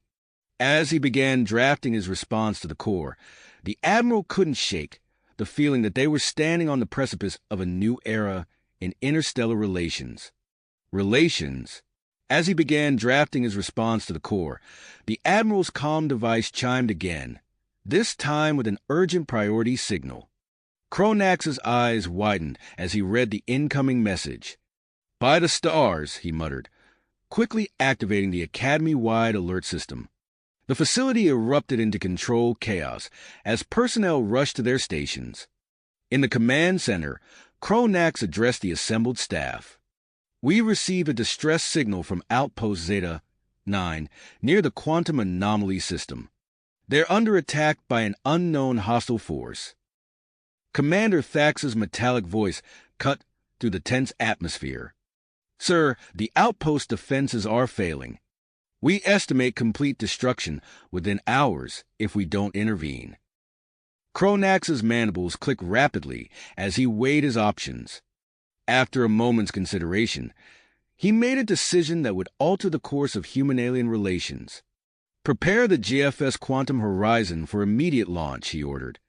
We're deploying a rapid response team. As the crew scrambled to ready the prototype starship, Cronax turned to Sergeant Harris. Assemble your top human cadets. Cadet First Class Robinson will lead the human contingent. Within minutes, Robinson and his team stood at attention before the Admiral. Cronax's eyes bore into them, assessing their readiness. Cadets, you're about to embark on a high-stakes mission that will test everything you've learned. The fate of Outpost Zeta 9 and potentially the entire sector rests in your hands. Robinson nodded, his voice steady. We won't let you down, sir. As the human cadets boarded the Quantum Horizon, they were met by Major Zara Vex, a tall, slender alien with iridescent skin. Her multifaceted eyes studied the humans with a mixture of curiosity and skepticism. I'll be overseeing the alien personnel on this mission, she stated. I hope you're as capable as Admiral Cronax believes. The ship's interior hummed with activity as the mixed crew prepared for departure. Alien officers exchanged wary glances with their human counterparts, the atmosphere thick with tension and unspoken doubts. As the Quantum Horizon broke orbit, Robinson felt the familiar surge of adrenaline. He turned to his team, noting the commitment in their eyes. Remember your training, he said. We're here to prove ourselves and save lives. The journey to Outpost Zeta 9 was fraught with danger. Spatial anomalies, byproducts of the nearby quantum instabilities, threatened to tear the ship apart.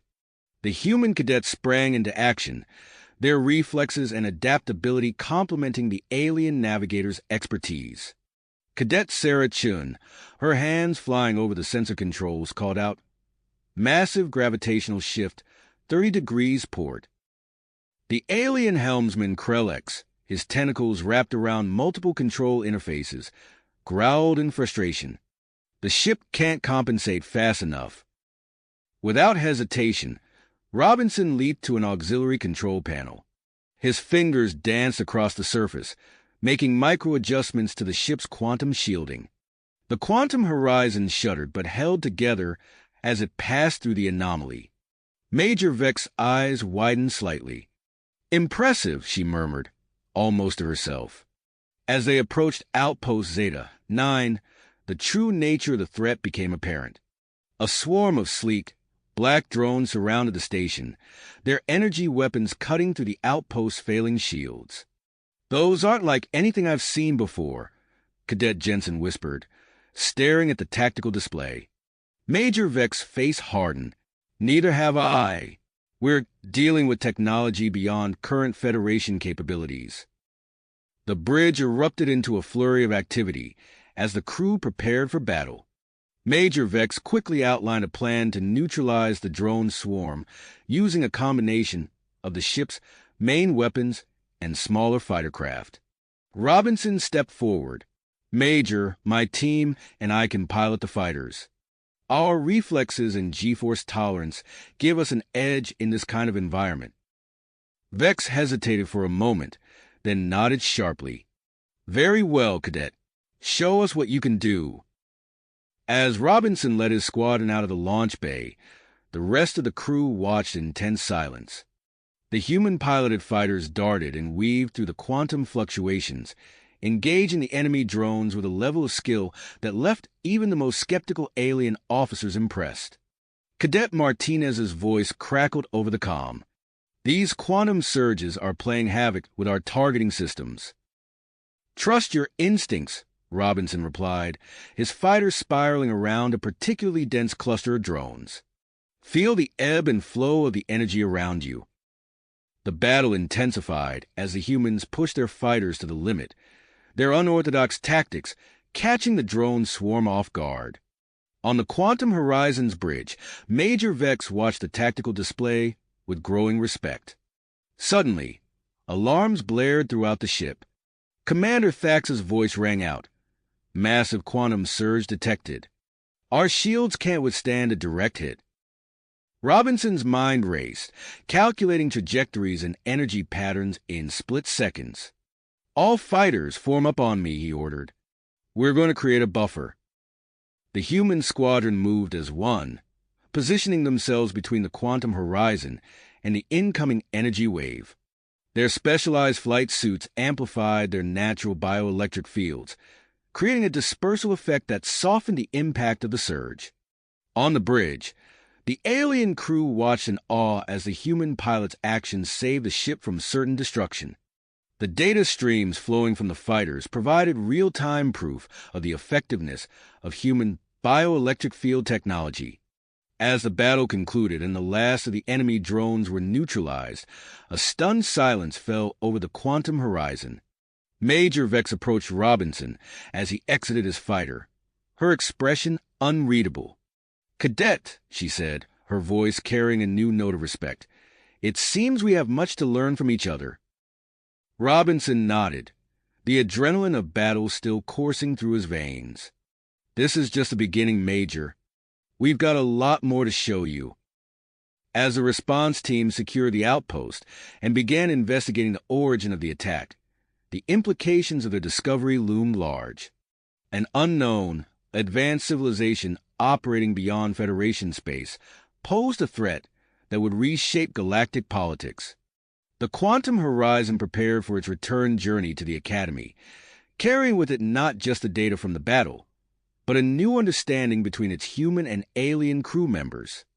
As they set course for home, Robinson couldn't shake the feeling that they were on the cusp of a new era in interstellar relations, one that would challenge everything they thought they knew about their place in the universe.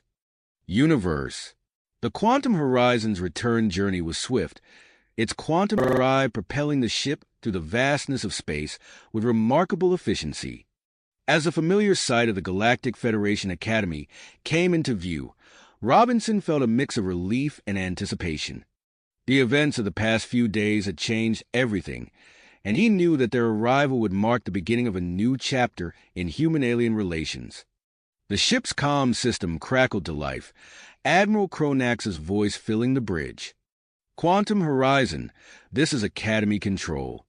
You're cleared for priority docking in the main hangar. Prepare for immediate disembarkation." Major Vex raised an eyebrow at the unusual instructions. "It seems we've caused quite a stir, Cadet Robinson." As the quantum horizon glided into the cavernous main hangar, Robinson's eyes widened at the sight before him. The entire space had been transformed into a makeshift auditorium, filled to capacity with students, faculty, and what appeared to be high-ranking officials from various alien species. The ship's docking clamps engaged with a soft thud, and Robinson led his team towards the exit ramp.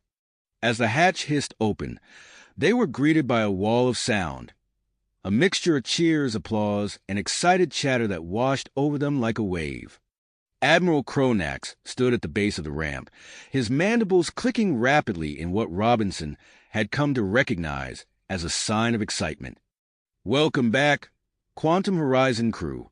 Your success has not gone unnoticed." As the human cadets and their alien counterparts filed down the ramp, the crowd's reaction intensified. Robinson caught snippets of conversation from the assembled aliens, their tones ranging from awe to disbelief. "Did you see the footage? They flew through a quantum surge." "Impossible. Their physiology shouldn't allow for such resilience." "Perhaps we've underestimated these humans." Admiral Cronax raised his hands, calling for silence. As the noise died down, he gestured to a tall, slender alien with iridescent blue skin and piercing silver eyes. "Crew of the Quantum Horizon, may I present Ambassador Thorin of the Centauri System, head of the Special Committee on Human Integration." Thorin stepped forward, his gaze sweeping over the assembled crew before settling on Robinson. "Cadet First Class Marcus Robinson, I presume? Your actions have given us much to consider." Before Robinson could respond, A commotion near the back of the hangar drew everyone's attention. Dr. Lyra Vex burst through the crowd, her eyes wild with excitement. "Admiral Cronax, Ambassador Thorin, you need to see this immediately." She thrust a datapad into the ambassador's hands, her words tumbling out in a rush. "We've been analyzing the data from the Quantum Horizons mission. The quantum surge that nearly destroyed the ship. It's left a unique energy signature on the human cadets' bioelectric fields. It's unlike anything we've ever seen before." Ambassador Thorin's eyes widened as he studied the data. "Are you suggesting that exposure to these quantum anomalies is enhancing human adaptability?" Dr. Vex nodded vigorously. "Not just enhancing, potentially revolutionizing it. The implications are staggering." A murmur rippled through the crowd as the news spread. Ambassador Thorin's expression shifted from skepticism to intrigue. "I believe a demonstration is in order. Admiral Cronax, can your facility accommodate a high-intensity training exercise?" Cronax's mandibles clicked rapidly. "Of course, Ambassador. Our simulation chambers are state-of-the-art. We can have them ready within the hour." As preparations for the demonstration began, Robinson and his team were ushered to a nearby briefing room. The air was thick with tension and excitement as they awaited further instructions. Suddenly, alarms blared throughout the facility. Admiral Cronax's voice boomed over the intercom system. "All personnel, report to your stations immediately. We have a Level 1 emergency situation." Moments later, the Admiral burst into the briefing room, his exoskeleton gleaming under the harsh lights. "A massive quantum disturbance has been detected heading towards our system. Initial analysis suggests it's an aftereffect of the drone attack you encountered." Robinson felt his pulse quicken. "How bad is it, sir?" Cronax's compound eyes flickered with concern. "Bad enough to potentially cause widespread destruction if it reaches inhabited worlds. We need to act fast." The Admiral paused, his gaze sweeping over the assembled team. "I'm proposing a joint mission to neutralize this threat. Human cadets and alien specialists working together to pilot a fleet of modified ships into the heart of the anomaly." Ambassador Thorin, who had entered behind Cronax, spoke up. "This is highly irregular, Admiral. The risks are necessary." Cronax cut in. "This mission will serve as both a response to an imminent threat and the ultimate demonstration of human capabilities. Cadet Robinson will lead the human contingent, with Major Zara Vex overseeing the alien team members." Robinson straightened, feeling the weight of responsibility settling on his shoulders. "We're ready. Sir, just tell us what we need to do." As the briefing continued, detailing the complex maneuvers and experimental technology they would be using, Robinson couldn't help but feel a mix of excitement and trepidation. The stakes were higher than ever, and the eyes of the entire Galactic Federation would be upon them. Outside the briefing room, the Academy buzzed with activity. Technicians rushed to modify ships with experimental quantum shielding, while researchers pored over data from the Quantum Horizons mission. In the midst of the controlled chaos, a group of Arcturian students huddled together, their expressions dark. "This is unacceptable," one hissed. "These humans are being given too much power, too quickly. We cannot stand idly by while they usurp our position in the Federation." As the descent grew, Sergeant Harris and his mixed security team moved through the facility, their presence a silent reminder of the delicate balance that needed to be maintained. In orbit above the Academy, a fleet of sleek ships began to assemble. Their hulls gleamed with the telltale shimmer of quantum shielding, a testament to the rapid advancements sparked by human involvement. Robinson stood at the viewport of the lead ship, watching as the rest of the fleet moved into formation.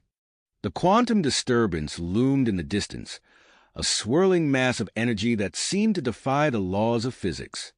Major Zara Vex approached, her multifaceted eyes reflecting the chaotic energies outside. "Are you ready for this, Cadet Robinson? We're about to fly into the unknown." Robinson nodded, his mind focused. "Ready as we'll ever be, Major. Let's show the Federation what humans and aliens can accomplish together." As the countdown to launch began, tension filled the air. The combined forces of human ingenuity and alien technology stood poised on the brink of a mission that would reshape the future of galactic relations. With a burst of energy, the fleet engaged their drives, streaking towards the heart of the quantum disturbance. Anomaly began to intensify. The fleet's sensors blared warnings as the first energy surge hit, rattling the ships and causing systems to flicker. "All ships, evasive maneuvers." Robinson's voice crackled over the comm. "Pattern Omega 3. The human-crewed vessels responded instantly, their pilots' reflexes honed by countless simulations.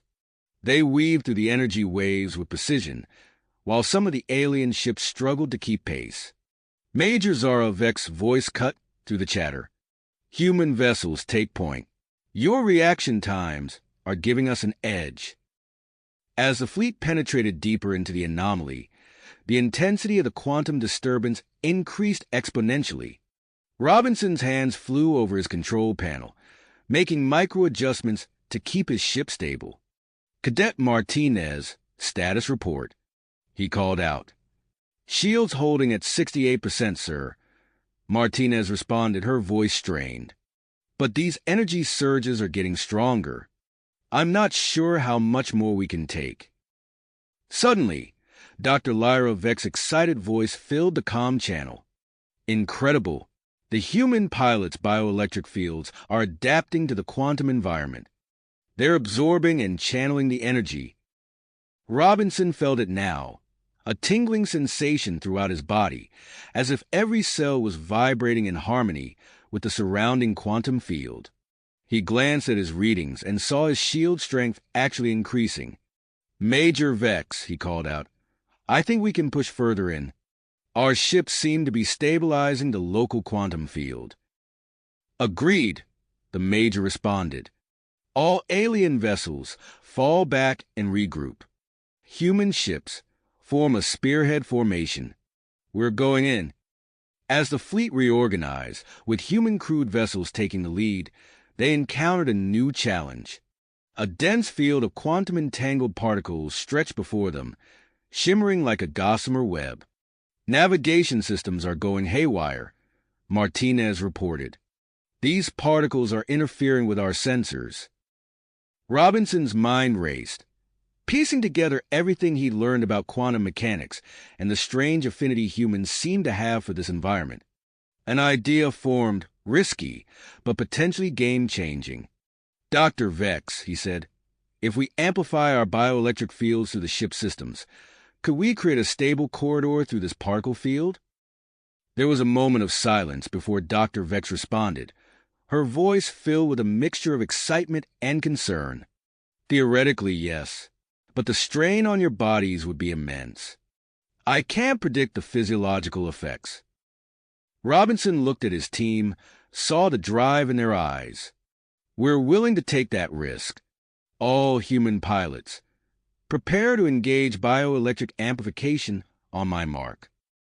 As the human ships moved into position, Robinson felt the energy building within him.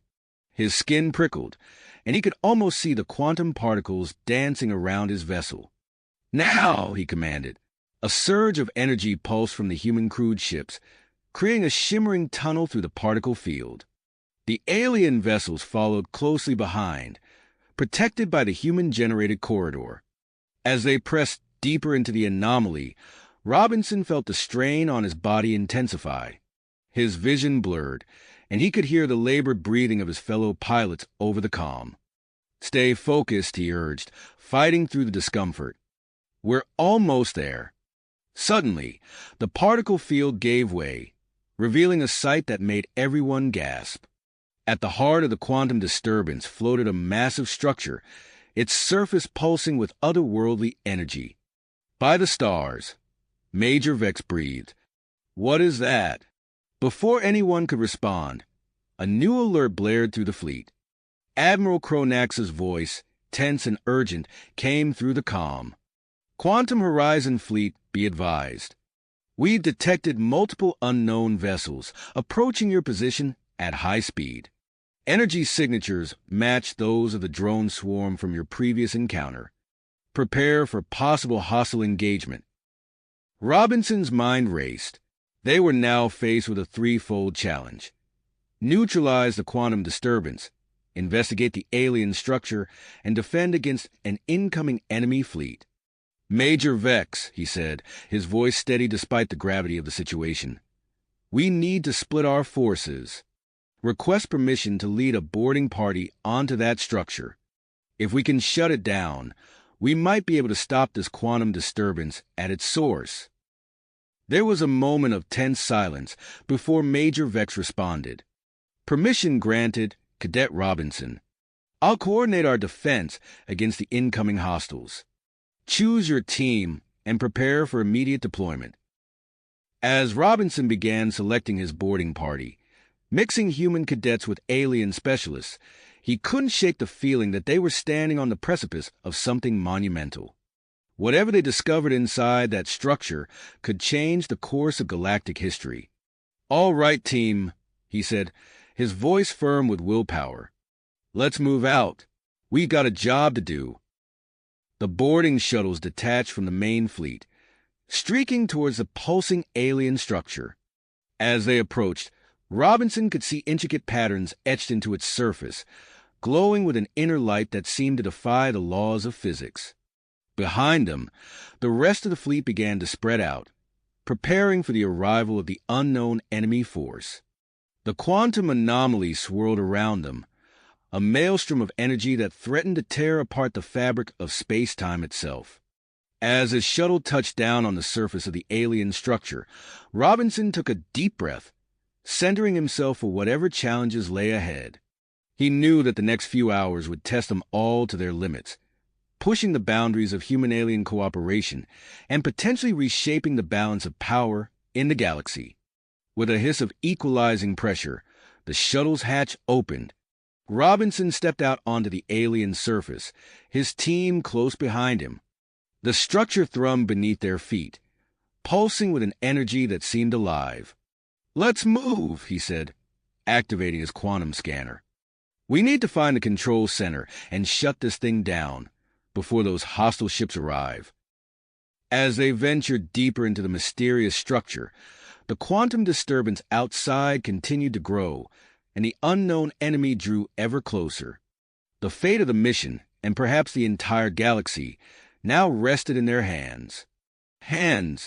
With his team assembled and ready, Robinson took a deep breath and stepped forward into the unknown.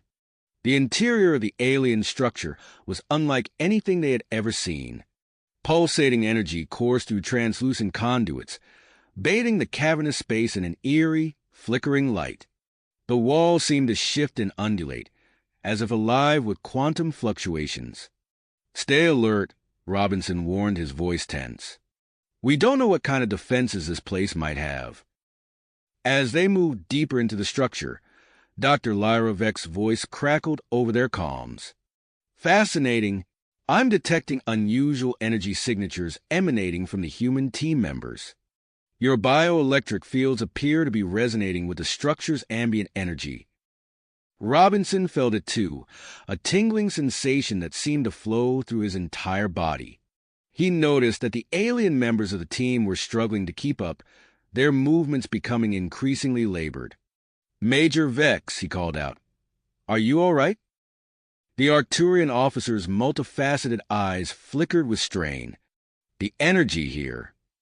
It's interfering with our physiology. We're having difficulty maintaining our protective fields." Suddenly, a series of high-pitched whines filled the air. Panels in the walls slid open, revealing a host of floating orbs that crackled with energy. "Defensive systems," shouted Cadet Martinez. "Take cover." The orbs unleashed a barrage of energy bolts, forcing the team to scatter. Robinson dove behind a pulsating column, his mind racing. He noticed that the attacks seemed to be focused primarily on the alien team members. "Human cadets, form a protective perimeter around our alien colleagues," he ordered. "Our bioelectric field seemed to be providing some level of protection against these defenses." The human team members sprang into action, using their enhanced reflexes to dodge and weave through the energy blasts. Robinson watched in amazement as Cadet Chen seemed to anticipate the orb's firing patterns, moving with preternatural grace to deflect attacks away from Major Vex. As they pushed forward, Robinson realized that the human cadets were instinctively interacting with the structure systems. Holographic interfaces sprang to life at their touch, responding to the subtle electrical impulses of their bodies. "Dr. Vex," he called out, "are you seeing this? We seem to be able to interface directly with the alien technology." "Incredible," came the excited reply. "The quantum resonance of your bioelectric fields is allowing you to bypass standard security protocols. This could be the key to shutting down the core." They fought their way through several more chambers, each filled with increasingly complex and dangerous defenses. The human cadets took the lead, their unique abilities proving crucial in navigating the hazards and protecting their alien teammates. Finally, they reached what appeared to be a central control room.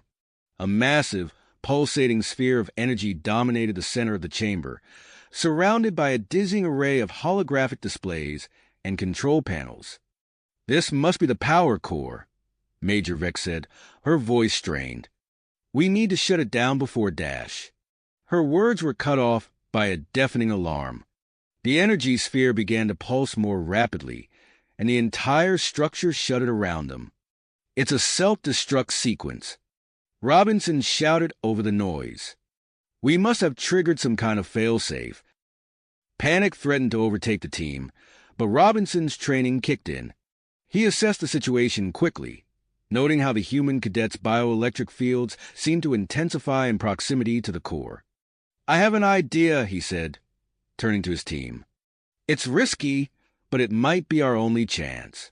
Human cadets, form a circle around the core. We're going to use our bioelectric fields to create a containment barrier."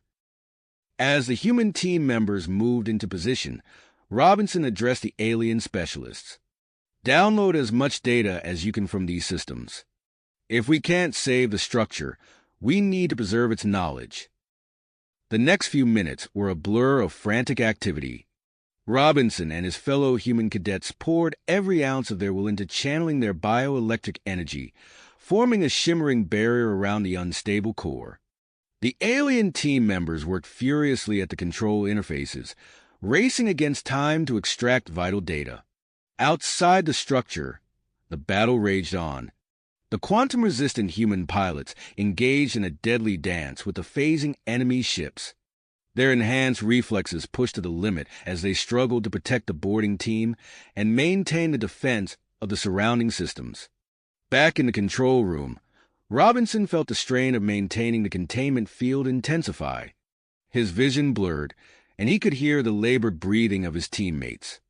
The core's energy pulsed and surged, threatening to overwhelm their makeshift barrier at any moment. "Hold the line," he shouted, his voice hoarse with effort. "We can't let it destabilize." As the seconds ticked by, each moment felt like an eternity. The fate of not just their mission, but potentially entire star systems, hung in the balance. Robinson poured every ounce of his strength and will into maintaining the containment field, knowing that failure was not an option. The alien structure continued to shake and groan around them, its systems fluctuating wildly as the self-destruct sequence progressed. In orbit, the battle with the hostile fleet reached a fever pitch. And at the heart of it all, a small team of humans and aliens fought desperately to prevent a catastrophe that could reshape the galaxy. With the situation growing more dire by the second, Robinson knew that their next actions would determine not just their own survival, but the future of human involvement in galactic affairs. The true test of their training, technology, and teamwork was only beginning just their own survival, but the future of human involvement in galactic affairs. The true test of their training, technology, and teamwork was only beginning As the human cadets poured their energy into maintaining the containment field, Robinson felt a searing pain lance through his body. His vision blurred, and he could barely make out the faces of his teammates, their expressions contorted with strain. "Status report!" He managed to shout over the cacophony of alarms and the thrumming of the unstable core. Major Zarovek's voice crackled through the comm, tight with concern. "Cadet Robinson, your neural patterns are approaching critical levels. You can't maintain this output much longer." Robinson gritted his teeth, pushing back against the overwhelming fatigue. "We don't have a choice, Major. We have to hold on." In the background, he could hear Dr. Lyra Vek's excited voice as she pored over the downloaded data. "This is incredible. The artifact's creators. Their quantum manipulation technology is beyond anything we've ever seen. Admiral Kronax needs to see this immediately." Outside the alien structure, the space battle raged with increasing intensity. Captain Jared Hawkins' voice cut through the chatter of the comms. "All ships, form up on me. We're initiating Operation Quantum Sphere. Use the disturbances to predict their phasing. Don't let a single enemy ship through." The human-led interceptors move with practiced precision, forming a rotating defensive sphere around the artifact. Energy beams lanced out, catching phasing enemy ships as they rematerialized. Inside the structure, sections of the corridor began to flicker in and out of existence. Major Zarovek and the alien specialists worked frantically at the control interfaces, their movements growing more desperate with each passing second. "The self-destruct sequence is accelerating," Major Vex called out. "We can't disable it completely, but we might be able to delay it." Robinson, his mind racing despite the physical agony, made a split-second decision. "Everyone listen up. We need to synchronize our bioelectric fields with the core's energy frequency. It's risky, but it might buy us some time." The human cadets nodded grimly, understanding the danger. As one, they adjusted their output, matching the pulsating rhythm of the alien power source. The effect was immediate and intense. Robinson felt as if his entire body was being torn apart and reassembled at the quantum level. "It's working," Dr. Lyra Vex exclaimed. "The core is stabilizing, but the strain on your bodies—" Her words were cut off by a priority transmission from Admiral Kronax. "Quantum Horizon Team, be advised. We're detecting a massive energy buildup around your position. We're deploying an experimental quantum resonance device. Stand by for further instructions." In orbit, Captain Hawkins' fleet found itself under renewed assault. The enemy's ships, sensing the arrival of the Federation's secret weapon, launched a concentrated attack. "All ships, this is Hawkins. Protect that resonance device at all costs. It's our only shot." As the space battle reached a fever pitch, Sergeant Anthony Harris led his squadron through a gauntlet of enemy fire. His voice was steady as he called out maneuvers. "Break left. Evasive pattern Delta. Watch your 6. Inside the artifact, Robinson and his team were reaching their limits. Blood trickled from his nose, and he could feel consciousness slipping away. Through the haze of pain, he saw Major Zarovek approach one of the alien control panels. "Major, what are you doing?" he managed to ask. Her multifaceted eyes gleamed with commitment. "I'm going to interface directly with the system. It's our only chance to override the self-destruct." Before anyone could protest, she pressed her hand against the pulsating surface of the panel. Her body went rigid, her eyes wide as alien data flooded her mind. Outside, Sergeant Harris's voice crackled through the comms. "We're in position. Quantum resonance device is ready for activation." Admiral Kronax's response was immediate and resolute. "Activate the device now. May the stars guide us." As the quantum resonance device powered up, Robinson felt a new energy wash over him. It intertwined with his bioelectric field, amplifying it beyond anything he had experienced before. The containment field around the core pulsed with renewed strength. Major Zara Vex, still connected to the alien systems, suddenly gasped. I can see it. The shutdown sequence. But it's so complex. The structure shuddered violently, sections of it phasing in and out of reality. In space, the battle reached its climax as Hawkins' fleet fought desperately to maintain their defensive formation. Robinson, his entire being suffused with the combined energy of the quantum resonance device and the alien core, realized that they were balanced on the edge of a knife. Their next actions would determine not just the outcome of the mission, but the very nature of humanity's role in the galaxy. As the quantum energies surged around them, threatening to tear apart the fabric of space-time itself, Robinson knew that they had entered uncharted territory. The true test of their abilities and the limits of human potential was about to begin. The quantum energies threatened to overwhelm them all, but in that moment of crisis, a new force entered the fray. The quantum resonance device activated, its energy signature interacting with the human cadet's bioelectric fields and the alien structure's power core. A complex web of quantum interactions formed, creating a temporary stabilizing effect on the artifact. Robinson felt the crushing pressure on his body ease slightly, allowing him to take a deep breath. It's working, he called out, his voice hoarse but filled with renewed drive. Everyone, hold steady. Major Zara Vex, still connected to the alien systems, seized the opportunity. Her multifaceted eyes flickered rapidly as she processed the influx of data. I've gained partial control over the self-destruct sequence, she announced, slowing down the countdown. But I can't shut it off completely. Outside the structure, Captain Jared Hawkins' voice crackled through the comms. All ships, execute maneuver Quantum Zeta. Use the disturbances to our advantage. The human-crewed interceptor fleet moved with practiced precision, performing a series of unpredictable maneuvers that confounded the enemy's targeting systems. Energy beams lanced out, catching phasing enemy ships as they rematerialized. Inside the artifact, Dr. Lyra Vex's excited voice cut through the tension. I've found something. There's a fail-safe protocol in the artifact systems. It's designed to safely disperse excess energy in case of a critical overload. Robinson's mind raced, quickly formulating a plan. We can use that, he said, his voice gaining strength. If we combine our bioelectric fields with the quantum resonance device's output, we might be able to trigger the failsafe manually. Major Zara Vex nodded, her alien features set in relentless drive. It's risky, but it's our best shot. I'll input the sequence from here.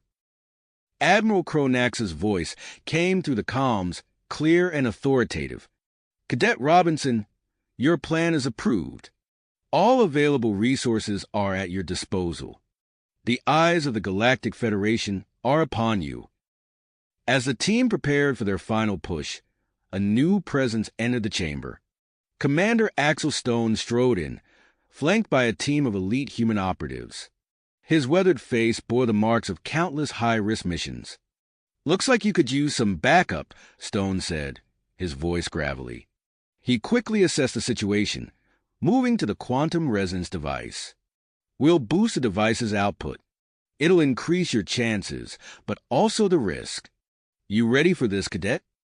Robinson met Stone's gaze and nodded. We're ready, Commander. The human cadets positioned themselves around the alien power core, their bodies humming with energy.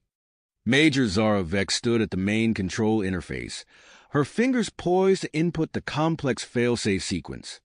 Outside, the battle reached a fever pitch. Captain Hawkins' voice crackled through the comms. Hostile fleet launching all-out assault.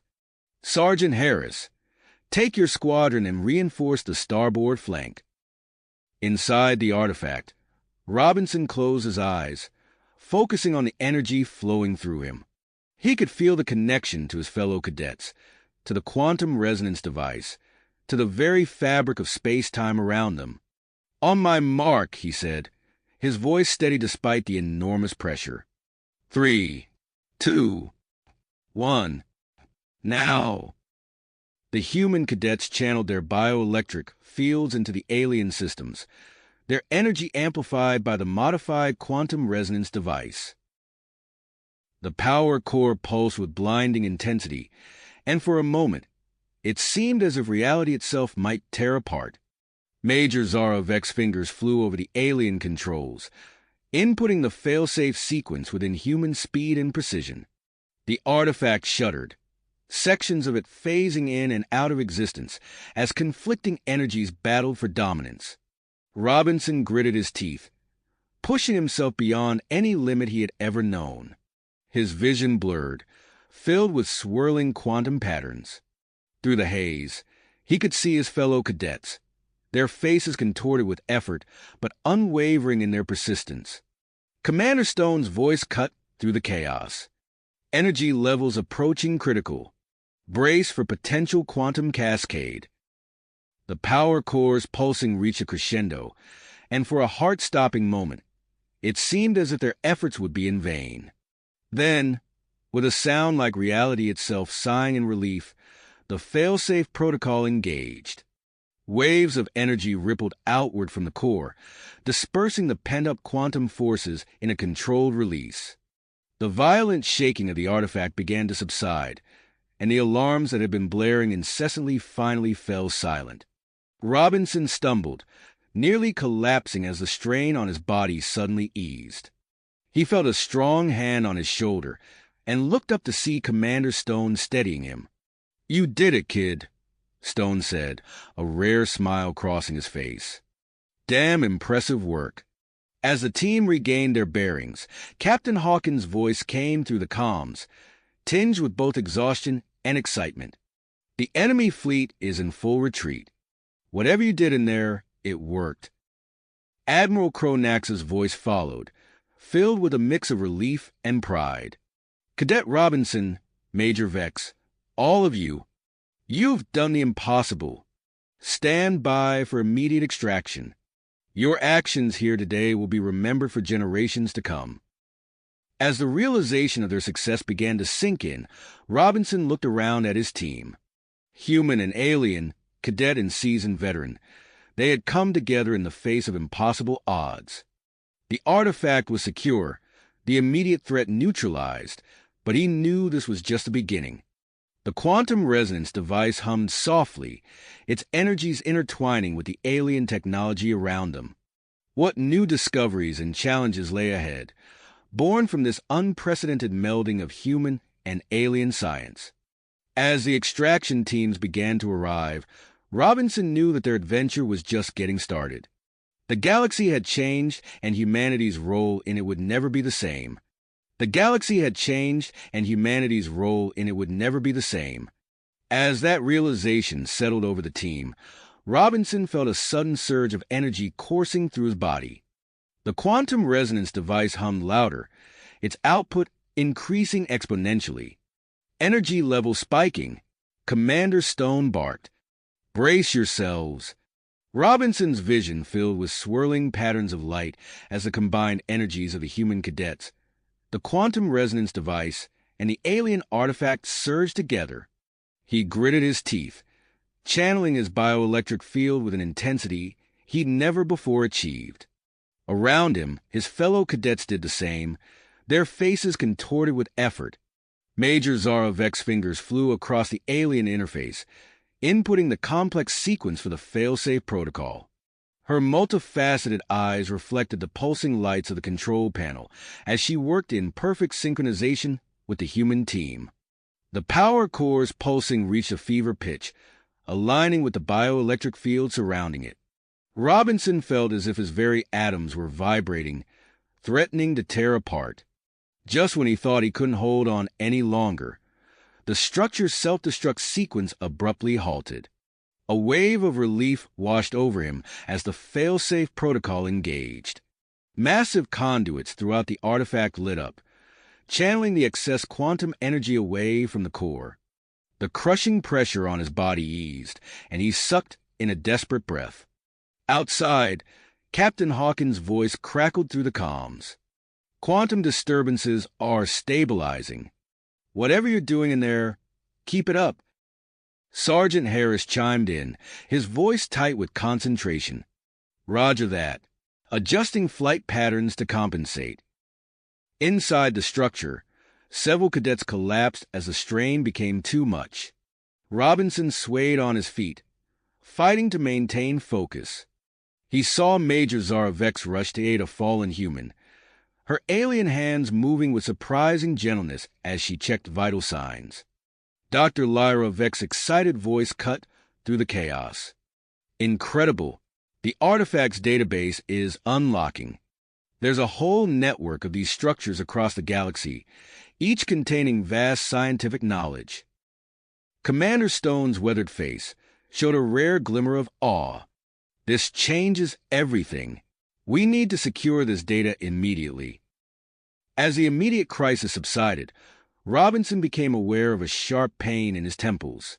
His vision blurred, and he stumbled. Strong hands caught him before he hit the ground. "Easy there, cadet," Commander Stone said, lowering him gently. "You've done more than enough. Let the medical team take over." Robinson tried to protest, but exhaustion overtook him. As his consciousness faded, he heard Admiral Cronax's voice through the comms, filled with a mix of pride and urgency. "Outstanding work, all of you. But we're not out of the woods yet. Long-range sensors are picking up multiple unidentified vessels entering the system. Captain Hawkins, establish a defensive perimeter immediately." The last thing Robinson saw before darkness claimed him was the determined face of Commander Stone, already coordinating with his team to begin integrating Federation technology with the alien systems.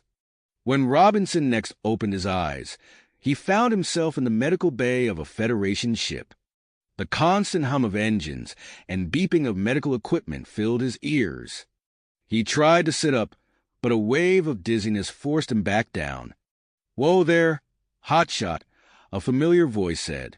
Sergeant Harris stepped into view, a rare smile on his usually stern face.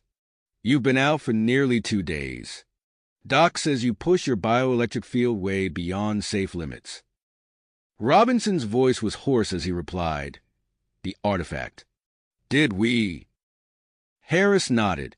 "Mission accomplished, thanks to you and your team. But things have gotten complicated topside. Those unidentified ships? Turns out half the galaxy took notice of our little light show. Federation diplomats are working overtime to keep the peace." Before Robinson could ask for more details, the door slid open. Admiral Cronax entered, his imposing figure filling the small medical bay. "Cadet Robinson," the Admiral said, his voice grave yet tinged with respect. "Your actions have altered the course of galactic history. Once you're cleared for duty, we have much to discuss about the future of human involvement in Federation affairs." As the Admiral spoke, Robinson's mind raced with the implications of their discovery. The network of artifacts, the alien technology they'd interface with, the quantum energy they'd manipulated. It all pointed to a future filled with both incredible opportunities and daunting challenges. The medical bay's view screen flickered to life, showing a live feed from the system's outer reaches. A diverse array of alien ships hovered just beyond the Federation's defensive line, a visual representation of the complex political situation they now faced. Robinson's fingers twitched, eager to be back in action despite his body's protests. He knew that securing the artifact and its knowledge was just the beginning. The real work and the real adventure was yet to come. As Robinson drifted back into consciousness, the medical bay doors slid open once more. Dr. Ilara Voss, a tall Andromedan with iridescent skin and 4 arms, strode in purposefully. She glanced at the monitors surrounding Robinson's bed, her multifaceted eyes rapidly processing the data. "Cadet Robinson," she said, her voice a melodic hum. "Your recovery is progressing well, but we need to stabilize your altered bioelectric field. I've developed a new treatment protocol that should help. Admiral Cronax nodded approvingly. Excellent work, Doctor. Cadet, you'll be back on your feet soon. We'll need you for what's coming. As Dr. Voss began adjusting various devices around Robinson's bed, the view screen in the medical bay flickered to life again. Captain Hawkins' face appeared, his expression a mix of excitement and concern. Admiral, Hawkins reported, the Quantum Link satellite network is online. We're detecting multiple incoming vessels, some using advanced stealth technology we've never encountered before. Admiral Cronax's posture stiffened. Activate the multi-layered defensive perimeter. I want all ships on high alert. The medical bay erupted into a flurry of activity as medical staff rushed to prepare for potential casualties. Through the organized chaos, Robinson caught snippets of conversation about Operation Quantum Vault and Project Quantum Forge. Suddenly, a familiar figure entered the room. Robinson's eyes widened as he recognized the weathered face and decorated uniform of his father, Admiral Marcus Robinson. "Dad," he croaked, his voice still weak. Admiral Marcus Robinson stepped to his son's bedside, his face a mask of pride and concern. "You've done well, son, but this is just the beginning. The Federation High Council has called me in to oversee the integration of human forces into high-level galactic operations." Before Robinson could respond, Commander Stone burst into the medical bay. "Admirals, we've made a critical discovery. There's a hidden chamber in the artifact containing holographic data crystals. Dr. Lyra Vex believes they hold coordinates to other artifacts across the galaxy." Admiral Cronax's eyes narrowed. "This changes everything. Stone, I want you to lead a team to secure and study these crystals immediately. We can't risk this information falling into the wrong hands." As Stone nodded and rushed out, Dr. Voss approached Robinson's bed with a glowing device. "Cadet, this quantum energy stabilizer should help regulate your bioelectric field. It may feel unusual." Robinson gritted his teeth as Dr. Voss activated the device. A tingling sensation spread throughout his body, intensifying until it felt like every cell was vibrating. Just as it became almost unbearable, the feeling subsided, leaving him feeling more energized than he had in days. "Incredible," he murmured, flexing his fingers. Admiral Marcus Robinson placed a hand on his son's shoulder. "The Federation needs you at your best, son. There's talk of a new elite training program called Project Quantum Forge. It's designed to create multi-species teams capable of handling the most challenging missions in the galaxy." Before Robinson could ask for more details, the ship's intercom crackled to life. Captain Hawkins' voice rang out, tense and urgent.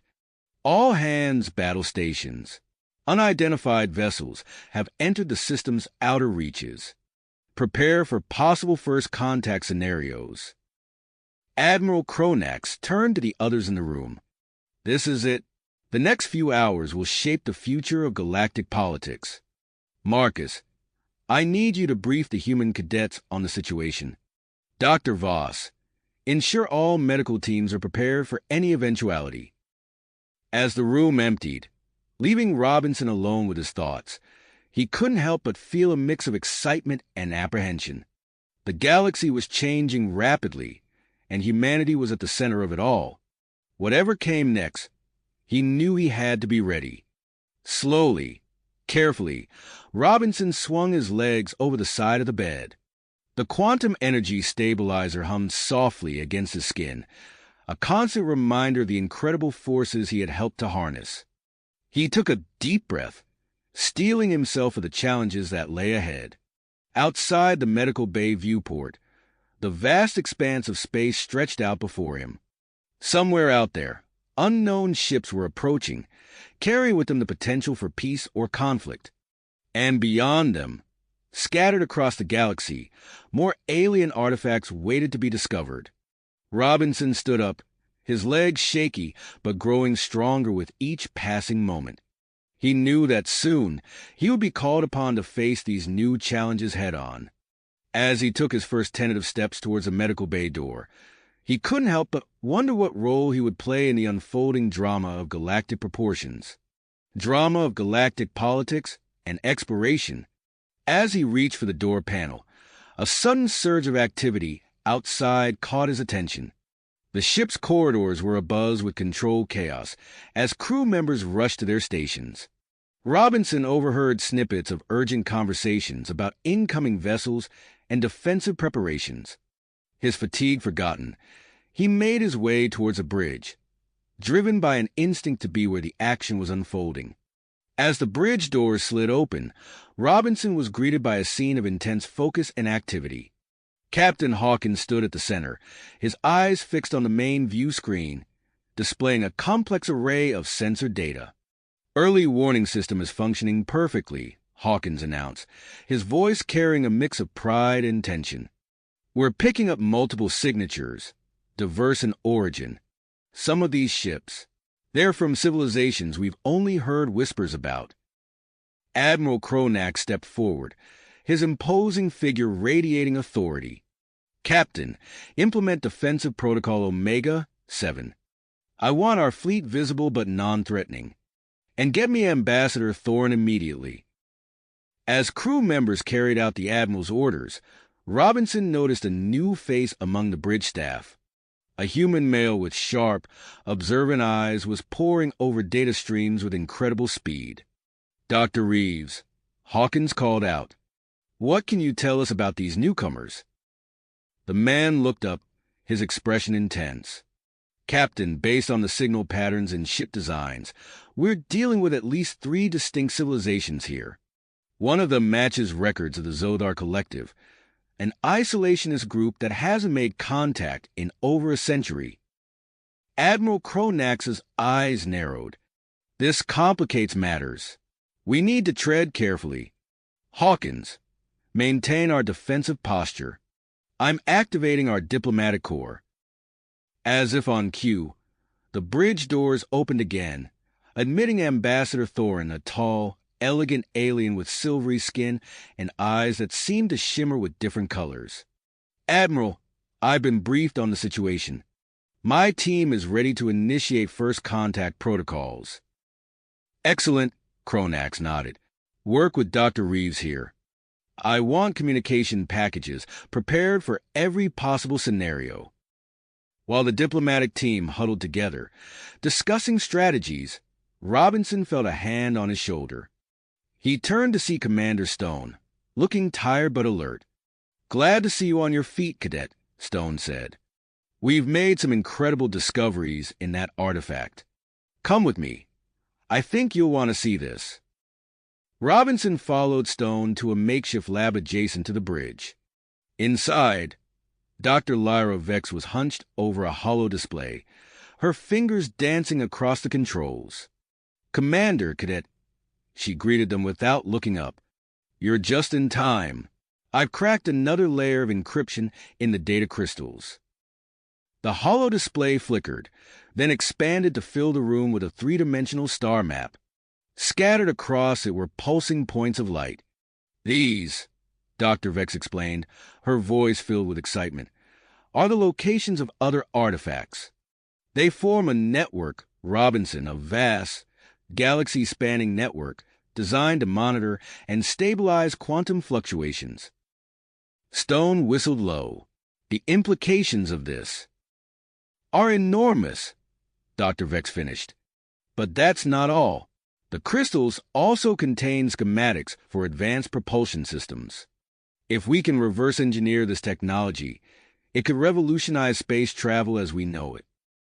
Robinson's mind raced with the possibilities.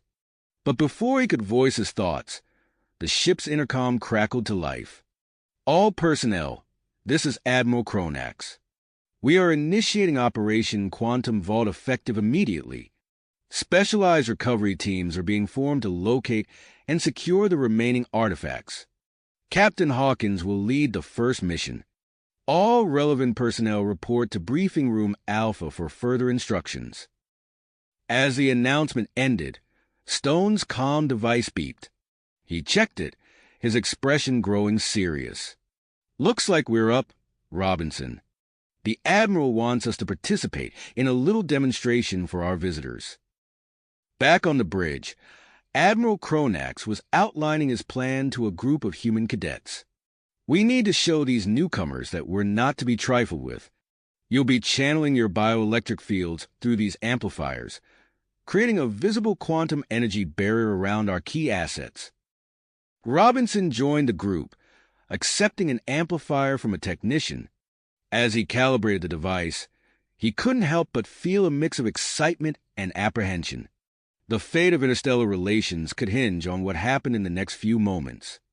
Outside the viewports, the unidentified vessels loomed closer, their alien designs a stark reminder of the unknown challenges that lay ahead.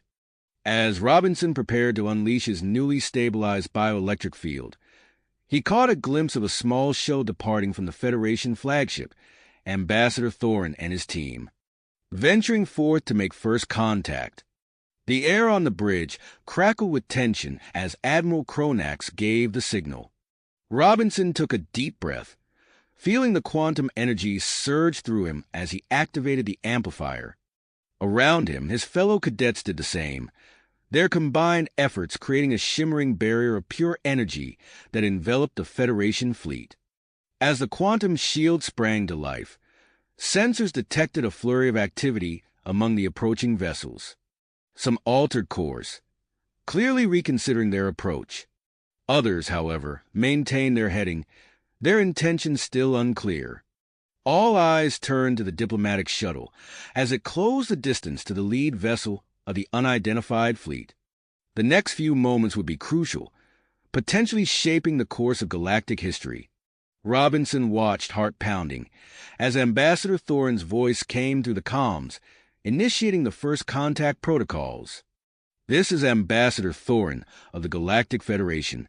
We come in peace and with open minds. We seek dialogue and understanding between our peoples." As the message was transmitted in multiple formats and languages, intense silence fell over the bridge. The response, when it came, would set the tone for everything that followed. Robinson, along with the rest of the crew, waited with suspenseful pause for the universe to answer. Unfold, the response came not in words, but in a blinding flash of energy that erupted from the lead vessel of the approaching fleet. Robinson's eyes widened as the pulse of energy swept across space, colliding with the quantum barrier created by the cadets. The shimmering shield began to fluctuate wildly, its once stable surface now rippling like a storm-tossed sea. "Cadets, disengage immediately." Commander Stone's voice cut through the chaos on the bridge. Robinson fumbled with his amplifier, his fingers suddenly clumsy as he fought to shut it down. Around him, his fellow cadets did the same, their faces etched with a mix of confusion and fear. As the last amplifier deactivated, the quantum barrier collapsed in a brilliant cascade of light. The Federation ships were suddenly exposed, their defenses stripped away in an instant. Alarms blared across the bridge as sensors detected a surge of activity from the secured alien artifact.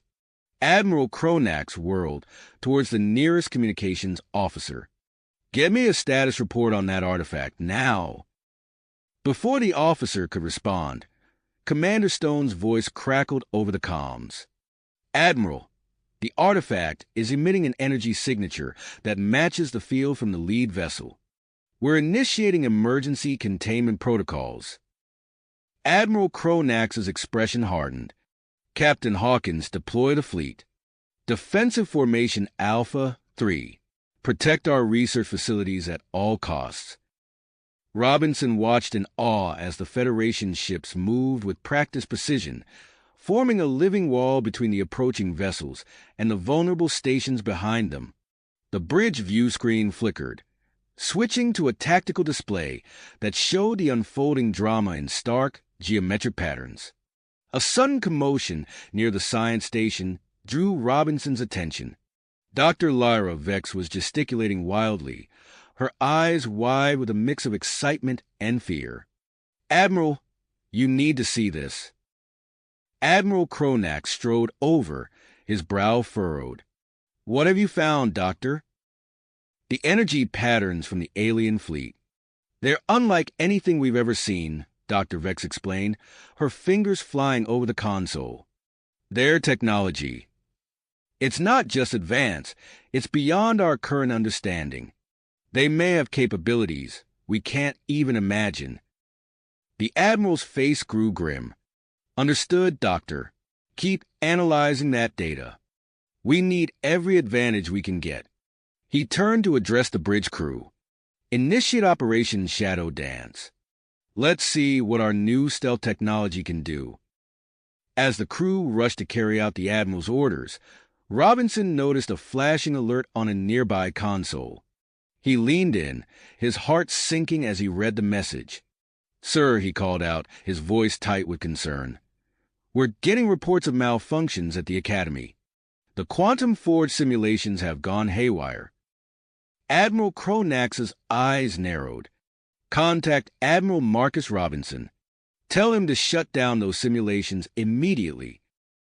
The tension on the bridge ratcheted up another notch as the diplomatic shuttle's distress signal flickered to life on the main view screen. Captain Hawkins' voice rang out, crisp and authoritative. "Dispatching rescue team to Ambassador Thorne's location. ETA 3 minutes." As the Federation forces scrambled to respond to the escalating crisis, Robinson felt a chill run down his spine. The approaching alien fleet loomed larger on the display, their sleek, otherworldly designs a stark reminder of the unknown threat they faced. Suddenly, the lead ship's energy output shifted. The change sent a ripple through the quantum fields permeating the system, momentarily plunging the bridge into darkness. When the lights flickered back to life, Robinson saw Captain Hawkins hunched over the tactical display, his face illuminated by its eerie glow. "Sir, we've lost sensors," Hawkins reported, his voice tense. "Multiple contacts breaking formation, approaching at high speed." Admiral Cronax's response was immediate. "All ships, prepare to engage. Intercept those vessels, but do not fire unless fired upon. We're walking a razor's edge here, people. Let's not be the ones to start a war." As Federation fighters streaked out to meet the incoming ships, Robinson couldn't help but feel a sense of awe mixed with trepidation. The next few moments would shape the course of galactic history, and he was right in the middle of it all. The bridge fell silent as everyone waited for news from the stealth vessel, the only eyes they had beyond their own perimeter. The quiet was broken only by the steady beep of the ship's systems and the occasional terse update from Captain Hawkins. Robinson's gaze flicked between the tactical display and the main view screen, watching as the Federation fighters executed a series of intricate maneuvers, trying to corral the approaching alien ships without initiating hostile action. It was a delicate dance, one where a single misstep could spell disaster. As the tense standoff continued, Robinson couldn't shake the feeling that they were standing on the precipice of something monumental. Whatever happened next would reverberate across the galaxy for years to come. He took a deep breath, steeling himself for whatever challenges lay ahead, knowing that the true test was yet to come. "Come." The main view screen flickered, drawing everyone's attention. A burst of static perseverance into the face of Commander Axel Stone, his expression a mix of urgency and excitement. "Admiral, we've made contact with our stealth vessel. They've penetrated the energy field of the lead, unidentified ship. You're not going to believe what they found."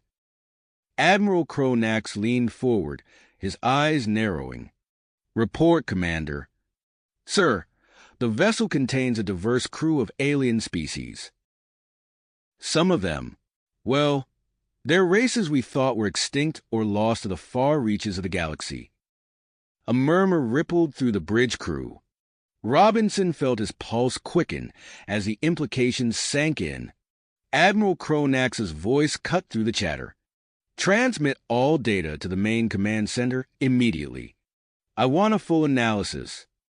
As the crew scrambled to comply, Captain Hawkins' voice crackled over the comms.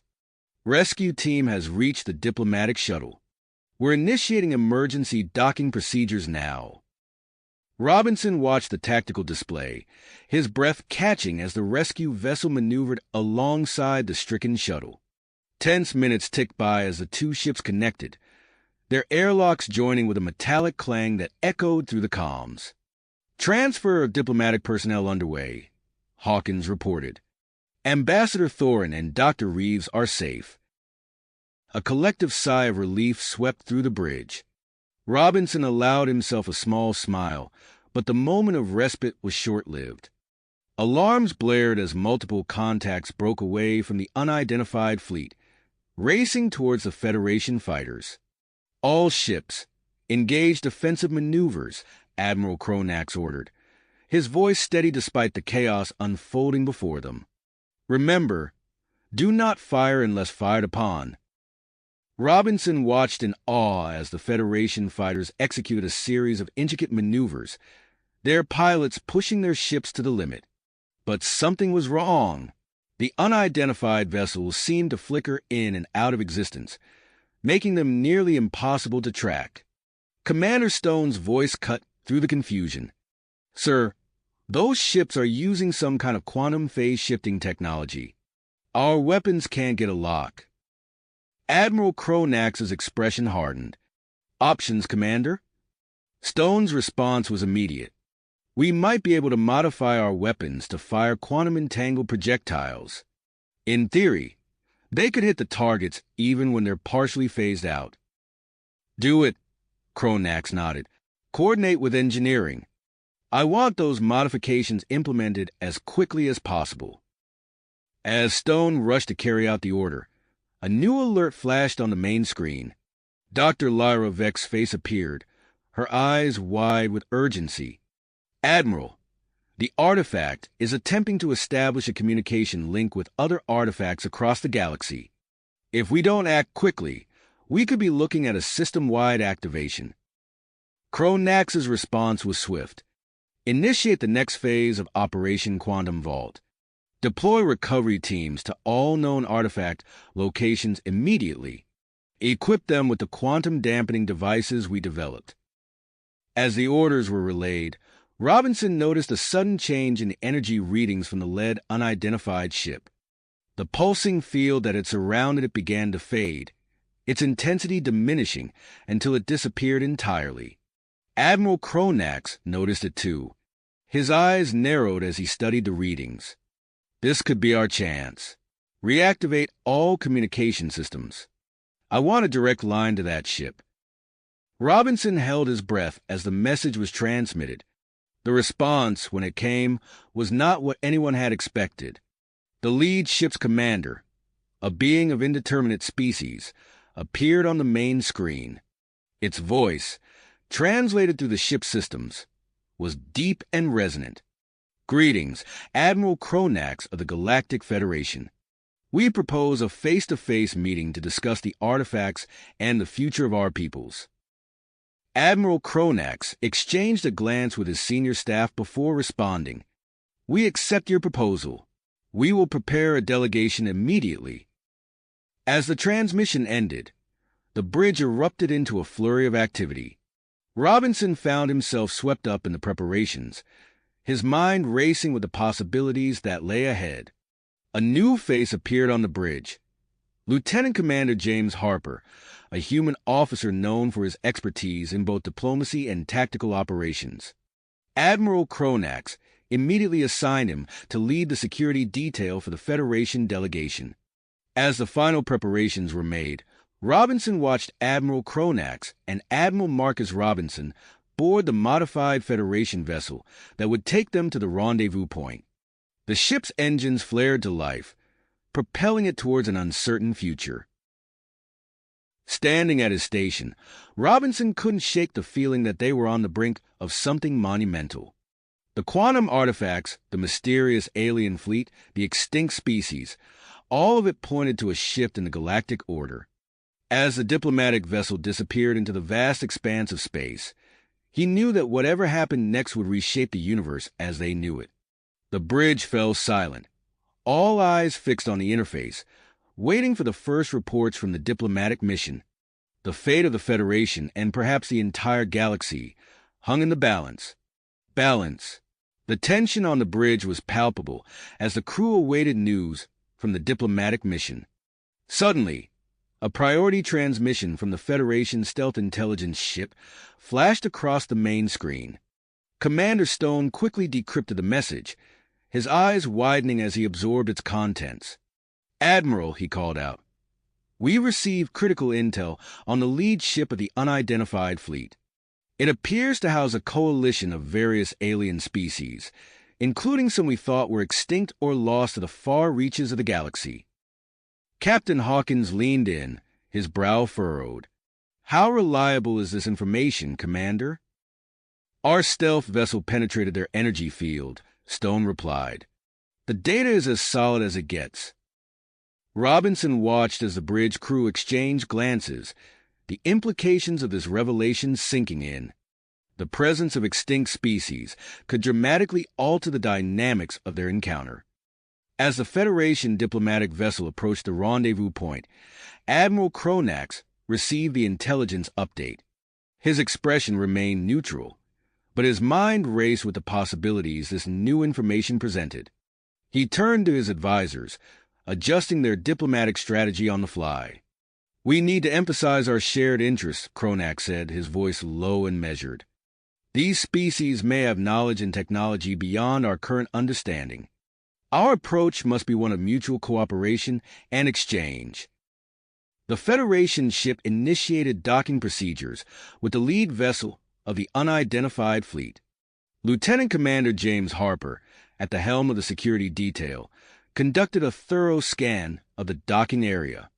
"No immediate threats detected, Admiral," Harper reported, his voice tense. "But I recommend we proceed with caution."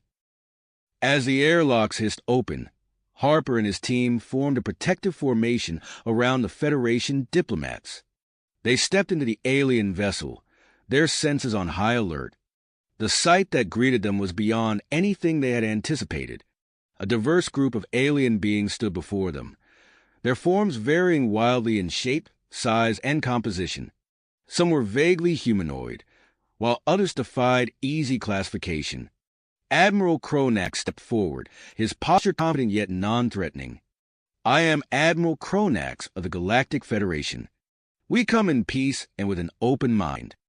One of the aliens, a tall, slender being with iridescent skin, responded in a melodious voice. "Welcome, Admiral. We are the collective of the Quantum Veil. We have much to discuss." As the diplomatic team engaged with the alien representatives, events continued to unfold across the system. At the Galactic Federation Academy, Dr. Alara Voss rushed into the medical bay, her eyes bright with excitement. "We've stabilized the affected cadets," she announced to her team. "But there's more. They're exhibiting enhanced abilities to manipulate quantum energy fields." The news quickly reached Admiral Marcus Robinson, who immediately recognized its potential. "Integrate these findings into Project Quantum Forge," he ordered. "We need to understand the full scope of these abilities and how we can apply them." In orbit, Captain Jared Hawkins oversaw the implementation of the new weapons modifications. Engineers swarmed over the Federation ships, integrating the quantum-entangled projectile technology developed by Commander Stone. "Run another series of simulations," Hawkins instructed his weapons officer. "We need to be certain these will be effective against their phase-shifting capabilities." On the planet's surface, Dr. Lyra Vex and her team made a startling discovery. The secured alien artifact's attempts to communicate had revealed a map of previously unknown artifact locations across the galaxy. "This changes everything," Vex muttered, her fingers flying over her console. "We need to expand Operation Quantum Vault immediately." As she relayed the information to the recovery teams, a sudden power fluctuation rocked the lead ship of the unidentified fleet. The quantum energy field surrounding the vessel destabilized, causing a ripple effect that impacted the docked Federation ship. Lieutenant Commander Harper reacted instantly. "Form a defensive perimeter," he shouted to his security team. The Federation diplomats huddled together as Harper's team encircled them, weapons at the ready. The alien representatives seemed equally surprised by the disturbance. The iridescent being that had greeted them raised its hands in a gesture of peace. "Please remain calm. Our engineers are working to stabilize the field." Before anyone could respond, the communication systems crackled and went dead. The diplomatic team found themselves cut off from the rest of the Federation forces. In the confusion, several smaller ships broke away from the unidentified fleet, making a rapid approach towards the planet housing the alien artifact. Captain Hawkins, alerted by his tactical officers, sprang into action. "Intercept those vessels," he ordered. "Use the new weapons, but remember, do not fire unless fired upon." The Federation ships engaged the phase-shifting alien craft in a series of high-speed maneuvers. The quantum-entangled weapons flashed through space, their energy signatures flickering as they attempted to lock onto the elusive targets. On the planet's surface, alarms blared as the research facility housing the alien artifact went into lockdown. Dr. Vex and her team worked frantically to contain the artifact's increasingly powerful energy emissions. "The artifact's signature is changing," one of her assistants called out. "It's like it's reconfiguring itself." As chaos unfolded across the system, Cadet Sarah Robinson and a select group of trainees at the Galactic Federation Academy found themselves thrust into the center of Project Quantum Forge's enhanced program. "Focus on the energy field," their instructor urged as the cadets entered the simulation chamber. "Feel the quantum fluctuations and try to manipulate them." Sarah closed her eyes, reaching out with her mind. She felt a tingling sensation at her fingertips, a hint of the power now coursing through her. As she opened her eyes, she saw tiny motes of energy dancing around her hands. The fate of the diplomatic mission, the battle in orbit, and the secrets of the quantum artifacts hung in the balance. As the various factions raced to gain the upper hand, the true nature of the collective of the quantum veil and their intentions remained shrouded in mystery. Uncertainty, the bridge of the Federation flagship, erupted into a flurry of activity as communications were suddenly restored across the system. "Admiral Kronax, do you copy?" Captain Hawkins' voice crackled through the newly re-established channel. "Affirmative, Captain," Admiral Kronax responded, his voice tense but controlled. "We're in a delicate situation here. Lieutenant Commander Harper, secure our position and maintain open lines with the fleet." Harper nodded, his fingers flying over the console as he implemented a series of secure communication protocols. The diplomatic team huddled close, their eyes darting between the alien representatives and the Federation security detail. In orbit, the battle between Captain Hawkins' fleet and the phase-shifting enemy ships intensified. The quantum-entangled weapons flashed through space, occasionally connecting with their elusive targets. "Direct hit on enemy vessel, port side," a tactical officer called out. Captain Hawkins leaned forward, his eyes narrowed. "Good. Maintain pressure, but tighten our formation. We need to create a defensive perimeter around the planet." As the Federation ships maneuvered into position, the planet's surface buzzed with frantic activity. In the research facility housing the alien artifact, alarms blared incessantly. Dr. Lyra Vex wiped sweat from her brow as she studied the rapidly changing energy readings. "The artifact's becoming more unstable by the second," she muttered. "We need to act now." She turned to her team, her voice rising above the chaos. "Initiate the energy siphon protocol. We're going to redirect the excess quantum energy into the containment units." As her team scrambled to comply, Dr. Vex felt the floor beneath her feet vibrate. Outside the facility's reinforced windows, she could see the air shimmering with quantum distortions. At the Galactic Federation Academy, Cadet Sarah Robinson stood in the center of the simulation chamber, her eyes closed in concentration. Around her, motes of energy danced and swirled, responding to her mental commands. "Incredible!" Admiral Marcus Robinson whispered, watching from the observation deck. "They're progressing faster than we ever imagined." Sarah opened her eyes, a small smile playing on her lips as she manipulated the quantum field around her, creating a shimmering barrier. "Sir," an aide approached Admiral Robinson. "We're receiving reports from the front lines. They're requesting assistance." The Admiral nodded, his expression grim. "Prepare a transport. We're deploying our top trainees to the crisis zone." Back in orbit, Commander Axel Stone's voice came through the communication channel. "Captain Hawkins, weapons modifications are complete. The new quantum-entangled projectiles are ready for deployment." "Excellent work, Commander," Hawkins replied. "All ships, this is Captain Hawkins. You are authorized to use the new weapon systems. Let's show these phase shifters what we're capable of." The Federation ships opened fire, their improved weapons cutting through the quantum fluctuations surrounding the enemy vessels. The tide of battle began to shift, with more and more hits landing on the previously untouchable targets. As the combat intensified, long-range sensors lit up with new activity. A junior officer's voice rang out across the bridge. "Captain, we're detecting a massive energy signature entering the system. It's a fleet, sir, larger than anything we've ever encountered." Captain Hawkins' eyes widened as he studied the incoming data. "Alert Admiral Cronax immediately. We may have a bigger problem on our hands." On the lead ship of the unidentified fleet, Admiral Cronax received the urgent transmission. He turned to the alien representatives, his expression grave. "It seems we face a common threat," he said, his voice steady. "I propose a temporary alliance to address this new development." The iridescent being stepped forward, its form shimmering slightly. "We agree, Admiral. The safety of this system takes precedence over our disagreements." As the two factions began to exchange tactical information, Dr. Vex's voice came through the communication channels. "This is Dr. Vex to all ships. The energy siphon was successful, but we've uncovered something unexpected. The artifact has revealed a hidden interface. It's part of a vast quantum communication network."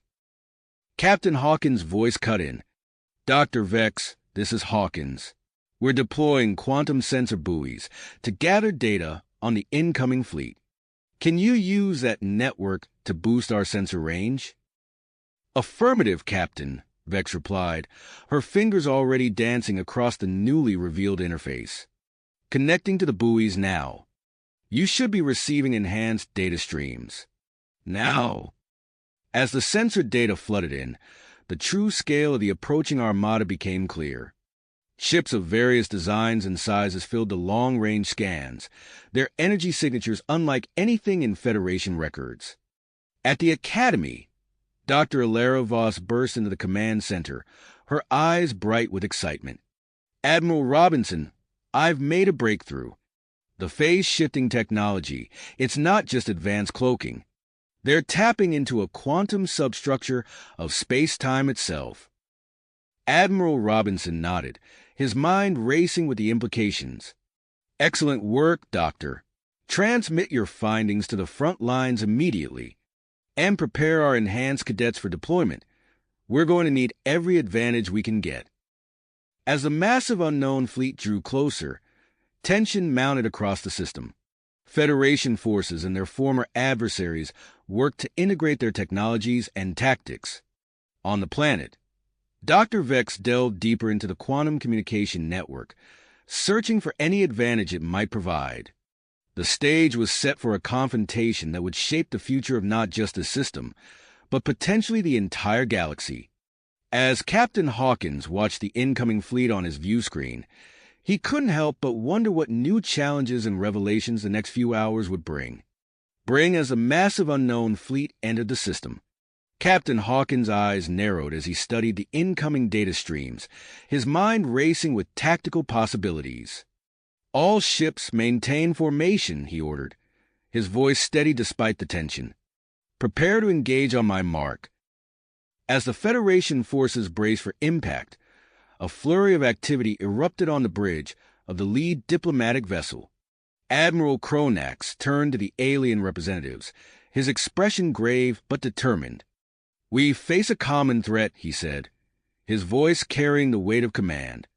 "I propose we set aside our differences and form a temporary alliance." The iridescent being stepped forward, its form shimmering with an otherworldly grace. "Agreed, Admiral. The preservation of this system takes precedence." With a nod, Kronax opened a secure channel to Captain Hawkins. "Captain, we're integrating our forces with the unidentified fleet. Coordinate with their tactical officers and prepare for a joint defense." On the planet's surface, Dr. Lyra Vek's fingers danced across the newly revealed interface of the alien artifact. Her eyes widened as a flood of information poured through the quantum communication network. "This is incredible," she breathed, her voice barely above a whisper. "Captain Hawkins, are you receiving this data?" "Affirmative, Doctor," Hawkins replied, his tone tense. "Our sensor range has increased exponentially. We're getting a clear picture of the incoming fleet." As the data streamed in, the true scale of the approaching armada became apparent. Ships of various designs and sizes filled the long-range scans, their energy signatures unlike anything in Federation records. In orbit, Commander Axel Stone oversaw the rapid integration of Federation and alien technologies.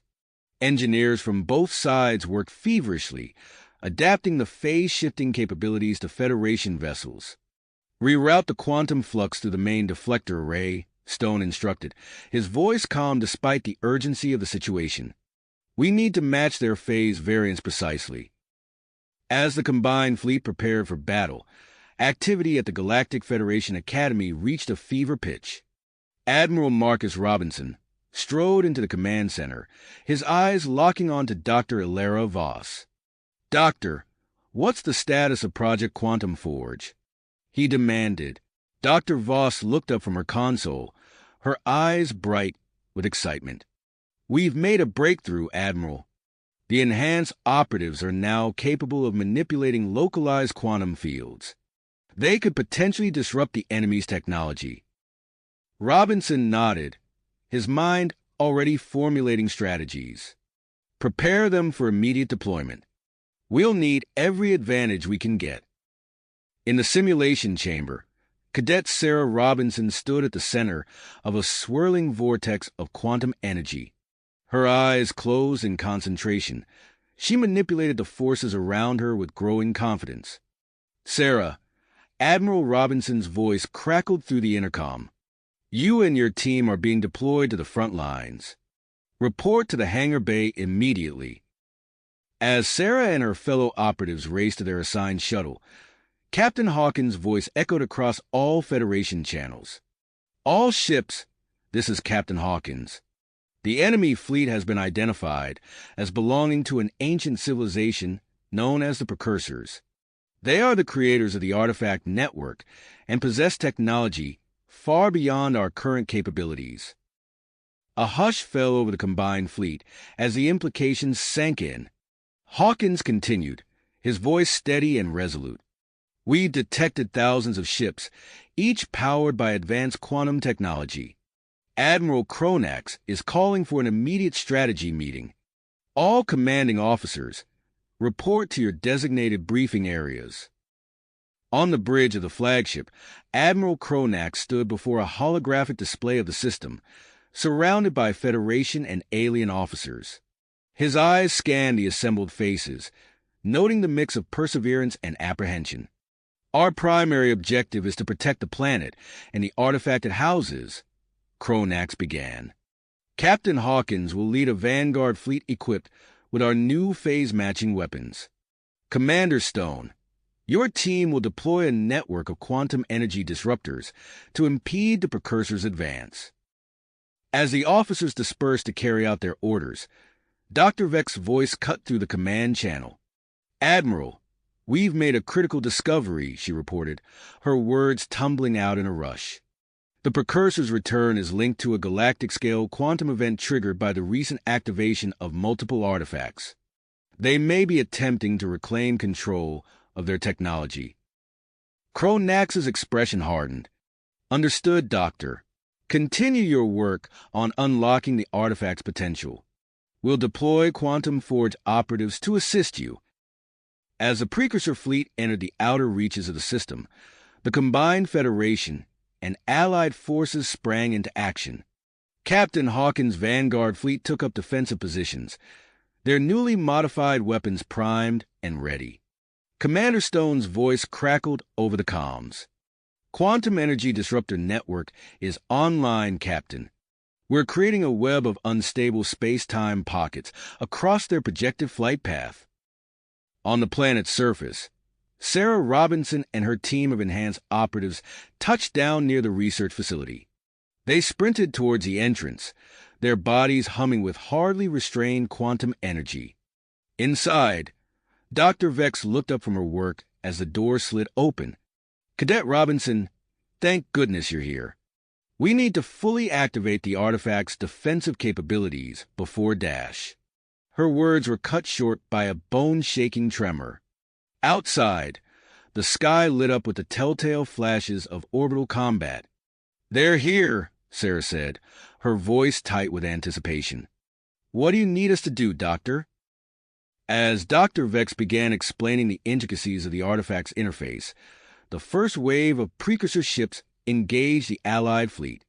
The space above the planet erupted in a dazzling display of quantum weaponry, each side unleashing technologies that defied conventional understanding of physics.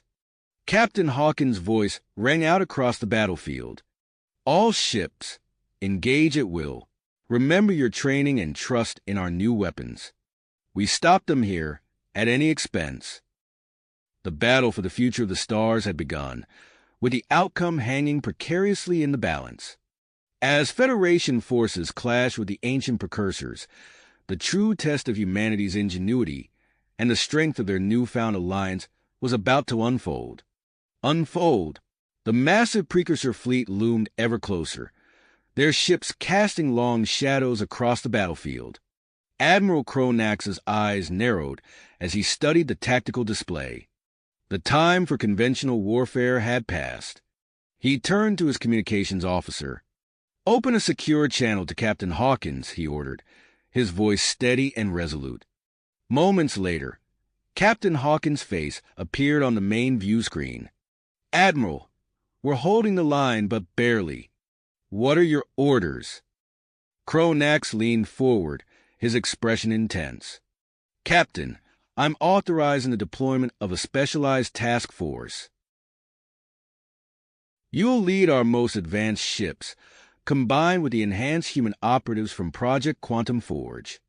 Your mission: penetrate the precursor fleet's defenses and target their command ships.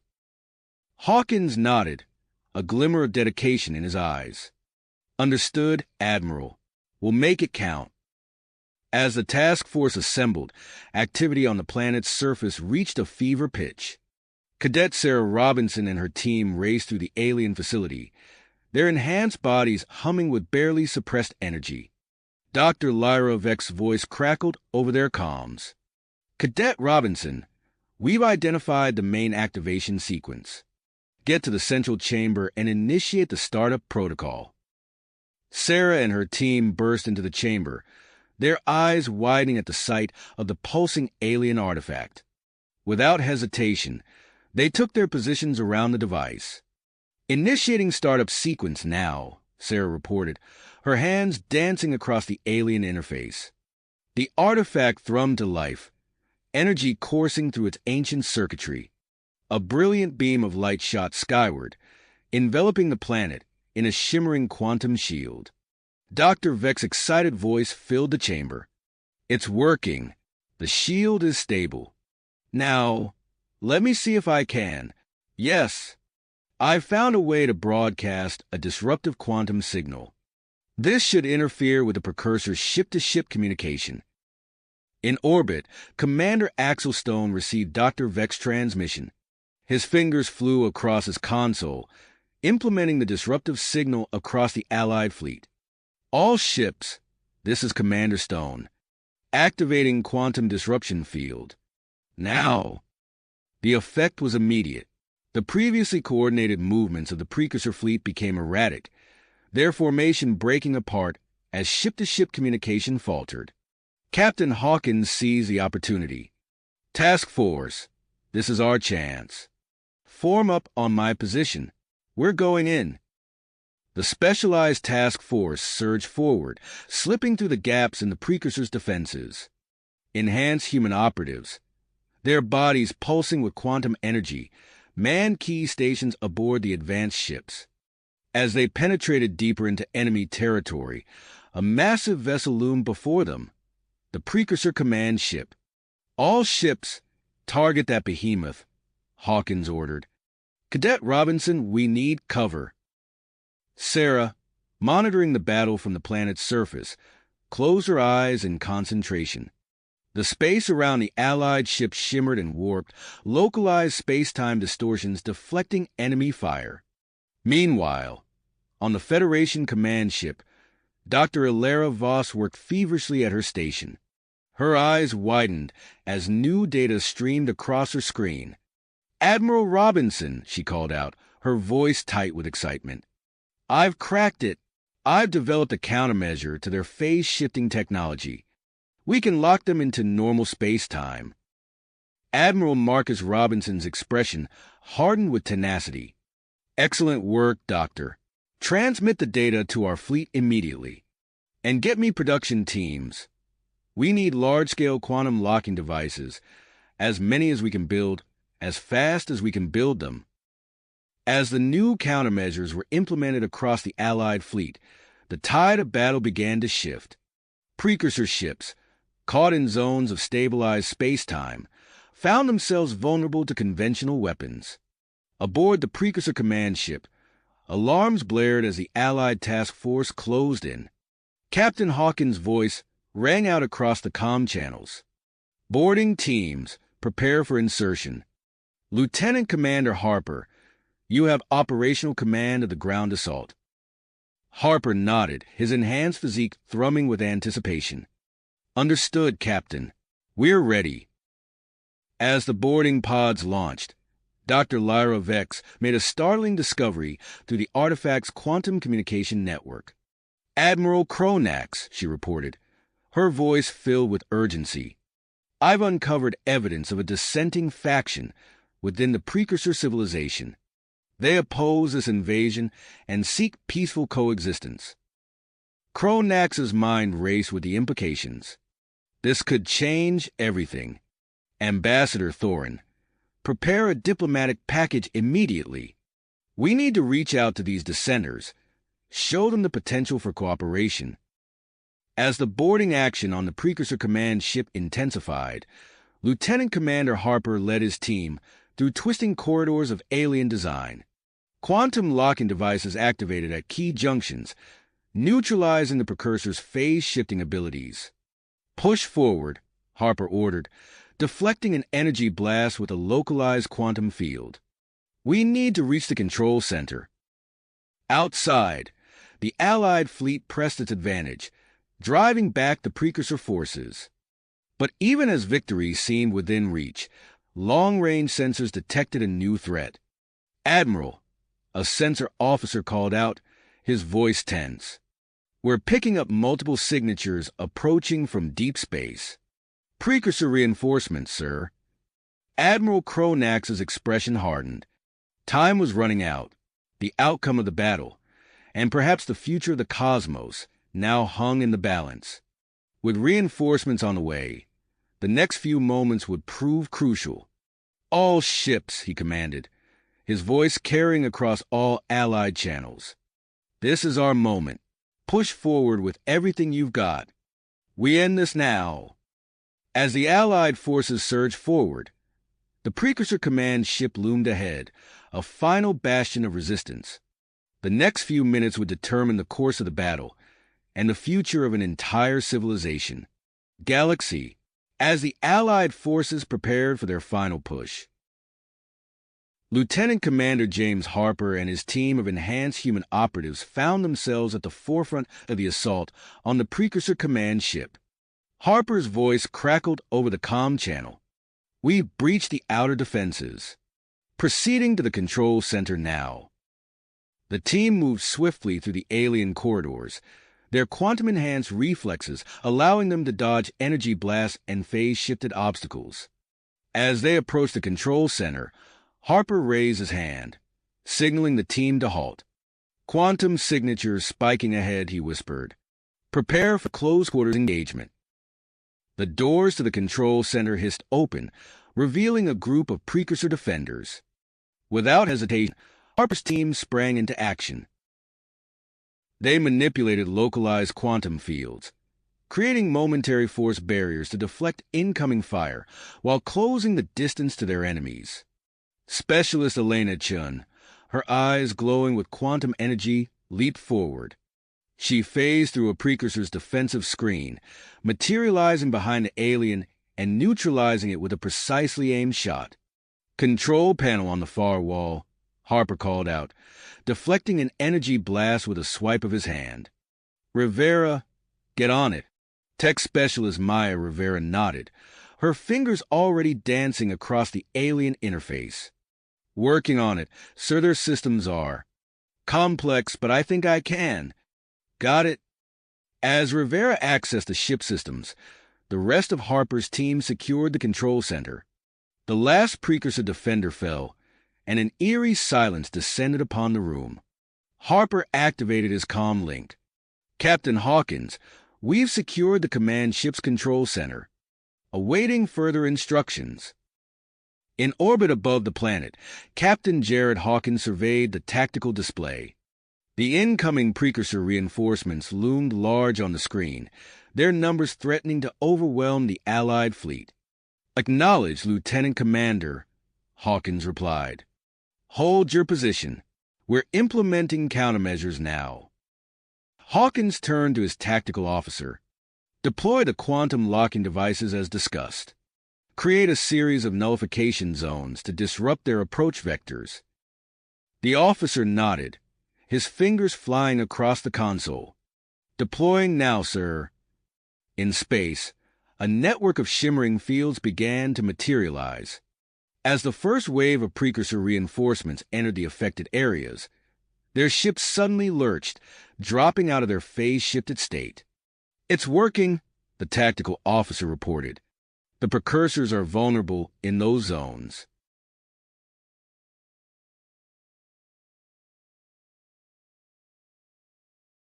Hawkins' eyes narrowed.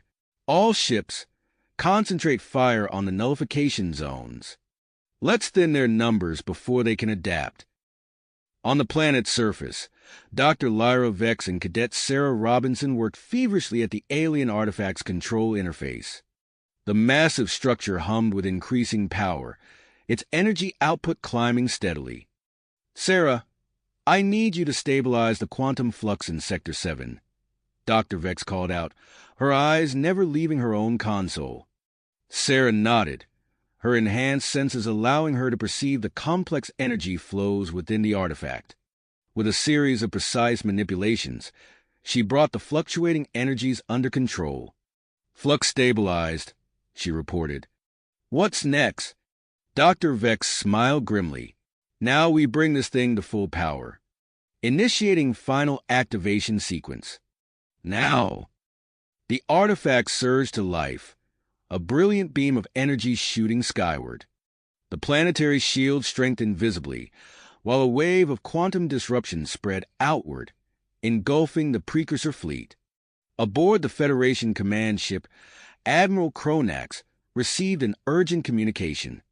Ambassador Thorin's face appeared on the monitor, his expression a mix of excitement and apprehension. "Admiral, our diplomatic package has been received," Thorin reported. "We're detecting significant disruptions in the Precursor fleet formation.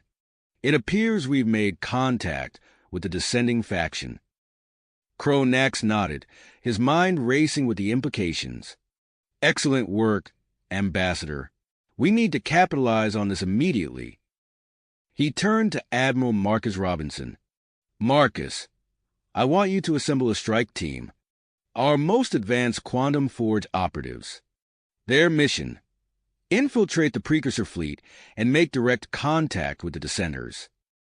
Robinson nodded sharply. I have just a team in mind, so they'll be ready to deploy in 10 minutes.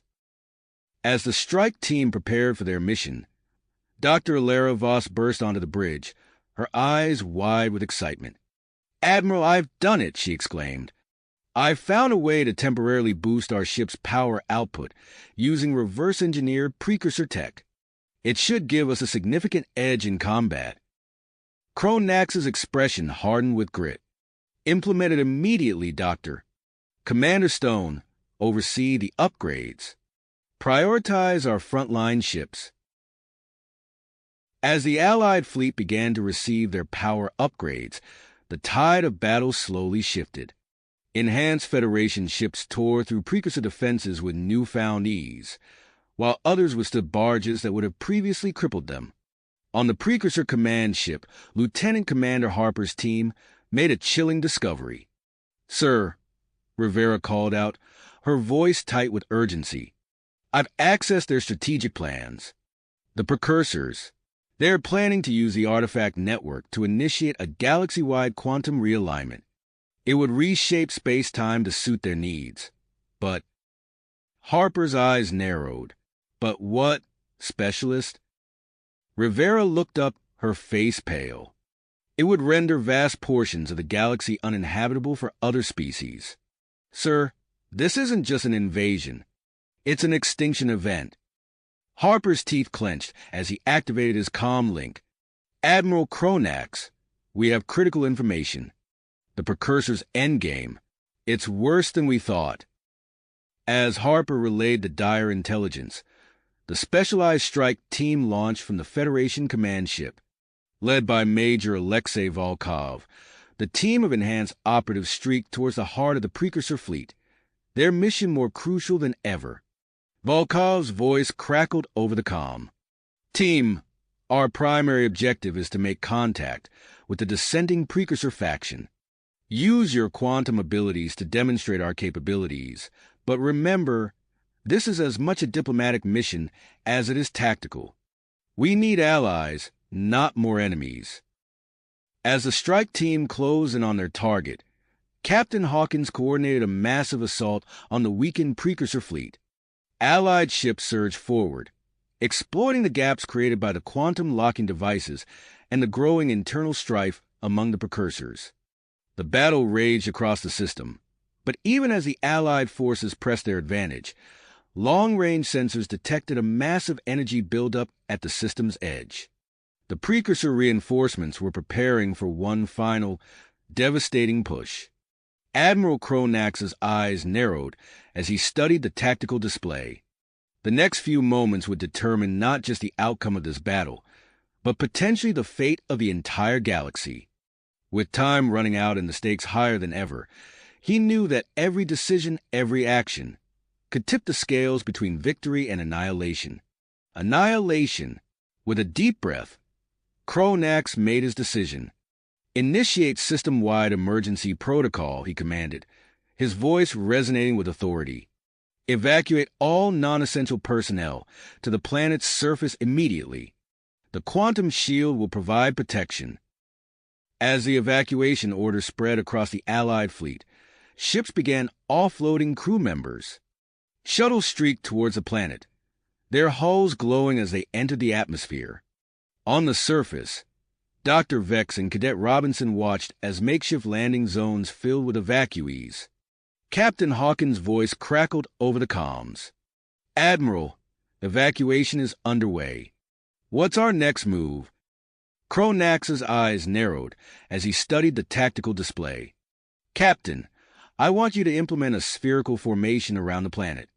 Position our most powerful ships at strategic intervals. Prepare for a coordinated assault. Understood, sir, Hawkins replied. He turned to his bridge crew. You heard the Admiral. Let's move, people. The Allied fleet began to shift, forming a protective sphere around the planet. As ships locked into position, their weapon systems hummed to life, charging in unison. Aboard the captured Precursor command ship, Lieutenant Commander Harper's team worked feverishly.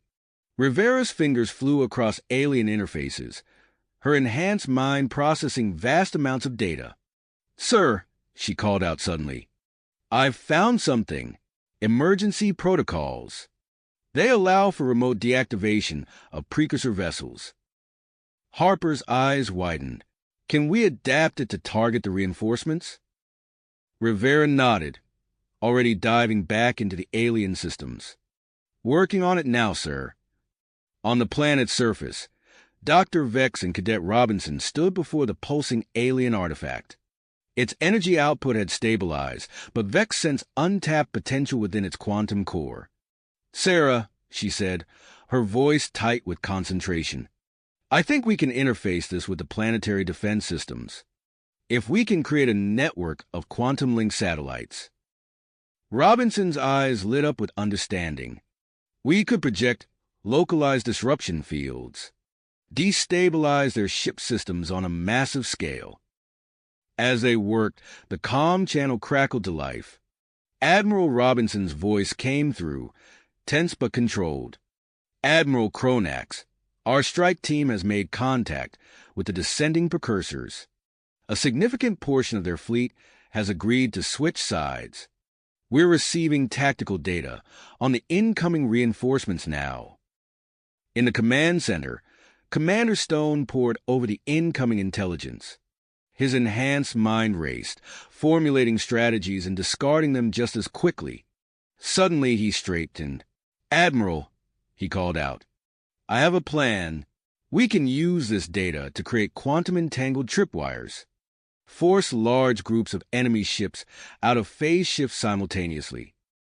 Kronax nodded sharply. "Make it happen, Commander." As the Allied forces prepared their trap, the massive energy signature at the system's edge began to move. The Precursor reinforcements had arrived. The first wave of enemy ships struck the quantum tripwires. In an instant, dozens of vessels dropped out of phase shift, their hulls suddenly visible and vulnerable in normal space-time. "Now!" Captain Hawkins roared. "All ships fire." The spherical formation of Allied vessels unleashed a devastating barrage. Enhanced weapons fire tore through the exposed Precursor ships, leaving them broken and adrift. On the planet, the network of quantum-linked satellites activated. Disruption fields blossomed across space, causing widespread system failures throughout the Precursor fleet. Ships lurched and spun, their phase shift capabilities failing. Aboard the captured command ship, Harper initiated the adapted emergency protocols. A cascade of remote deactivation spread through the enemy fleet, shutting down propulsion and weapon systems on ship after ship. The battle raged across the system. Precursor ships, caught between disruption fields and Allied fire, fell in increasing numbers. The descending faction, now fighting alongside their former enemies, targeted critical weaknesses with surgical precision. In the midst of the chaos, Dr. Voss's voice cut through the comms. "Admiral Kronax, I've made a breakthrough. We can create a system-wide quantum resonance wave. It could permanently disable their phase shifting. But it's risky.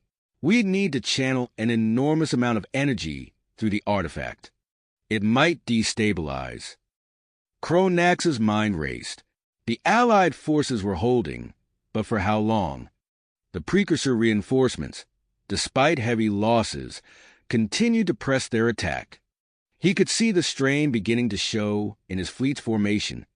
As alarms blared and status reports flooded in, the Admiral faced a moment of truth. The future of the stars hung in the balance, poised on the edge of a quantum knife. With the battle reaching its zenith, Kronax knew his next decision would shape the course of history. Galaxy, with the battle reaching its zenith, Kronax knew his next decision would shape the course of history. He took a deep breath, his mind racing through the possibilities and consequences. "Dr. Voss," he said, his voice steady despite the chaos around him, "proceed with the quantum resonance wave. It's a risk we must take." Dr. Voss nodded sharply, her eyes alight with grit. Understood, Admiral. I'll coordinate with the ground team immediately. Cronax turned to his communications officer. Patch me through to Dr. Vex and Cadet Robinson on the surface.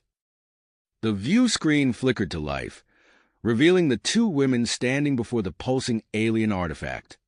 Dr. Vex's face was drawn with concentration, while Cadet Robinson's enhanced eyes darted across the complex control interface.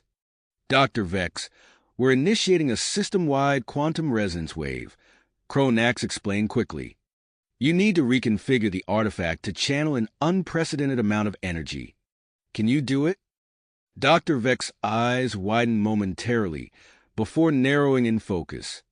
It's possible, Admiral, but it will push the artifact to its limits.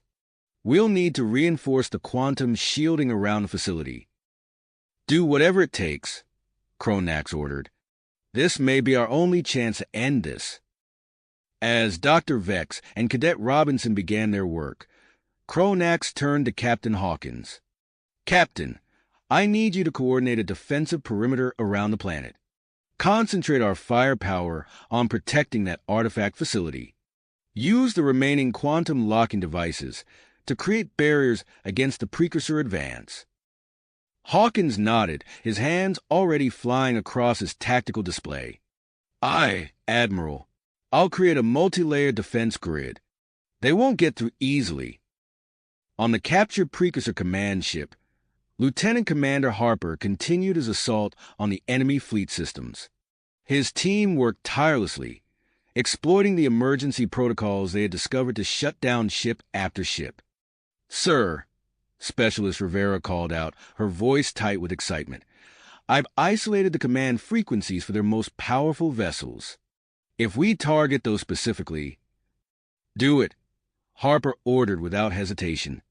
Prioritize the ships at the forefront of their reinforcements.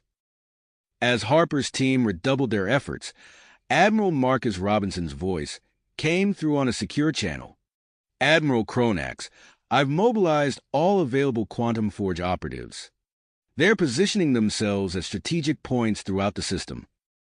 Cronax nodded, watching as the enhanced human operatives began to create localized quantum disruptions across the battlefield. Precursor ships lurched and spun, their movements becoming erratic as they encountered pockets of warped space-time. Suddenly, alarms blared across the command center. Commander Stone's eyes widened as he processed the incoming data. Admiral, new contact at the edge of the system.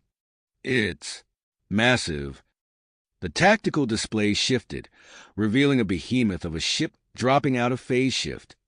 The precursor dreadnought dwarfed everything else on the battlefield, its sleek, alien design radiating power and menace. Energy readings are off the charts, Stone reported, his enhanced mind racing through calculations. That thing has enough firepower to breach our planetary defenses and destroy the artifact. Cronax's mind focused as he watched the dreadnought begin its inexorable advance towards the planet. Stone, I need options. Now. The commander's eyes unfocused briefly as he ran through scenarios at superhuman speed. Sir, if we coordinate with the descending precursor faction, we might be able to divert its attention. A series of hit-and-run attacks could keep it occupied while we complete preparations for the quantum resonance wave. Make it happen, Cronax ordered. He opened a channel to the Allied precursor ships. This is Admiral Cronax. We need your assistance to engage the enemy dreadnought. Coordinate your attacks with Commander Stone's team. As the Allied forces engaged the massive vessel, Dr. Voss's voice cut through the comms once more. Admiral, I've detected something unusual in the dreadnought's energy signature. It appears to house a central quantum core, similar to our artifact but far more powerful. Cronax leaned forward, his mind racing with the implications. Can we use that to our advantage? Potentially, Voss replied, her voice tight with concentration. If we could destabilize or destroy that core, it might create a chain reaction. We could potentially neutralize the phase-shifting capabilities of the entire precursor fleet. The Admiral's eyes narrowed as he considered this new information. It was a bold strategy, but one that could turn the tide of the entire war. He made his decision. "Captain Hawkins," he called out, "I'm reassigning you to lead a strike force. Your mission is to penetrate that dreadnought's defenses and reach its quantum core. Destroy it at all costs." Hawkins' face was grim but determined as he acknowledged the order. "Understood, Admiral. We'll get it done." As Hawkins began assembling his team, Kronax turned his attention back to the planet. The alien artifact facility was now surrounded by a shimmering field of quantum energy, localized gravitational anomalies warping the very fabric of space around it. "Dr. Vex," he called out, "status report on the quantum resonance wave." The scientist's face appeared on the monitor, her features etched with strain. "We're nearly ready, Admiral. The artifact is charged to unprecedented levels. We've evacuated all non-essential personnel from the surrounding area." Kronax nodded. "Stand by for my signal. We'll time the wave to coincide with Hawkins' assault on the dreadnought." As the final preparations were made, Lieutenant Commander Harper's voice crackled over the comms. "Admiral, we've accessed the dreadnought schematics. There's a weak point in its energy shielding. Transmitting coordinates to Captain Hawkins now."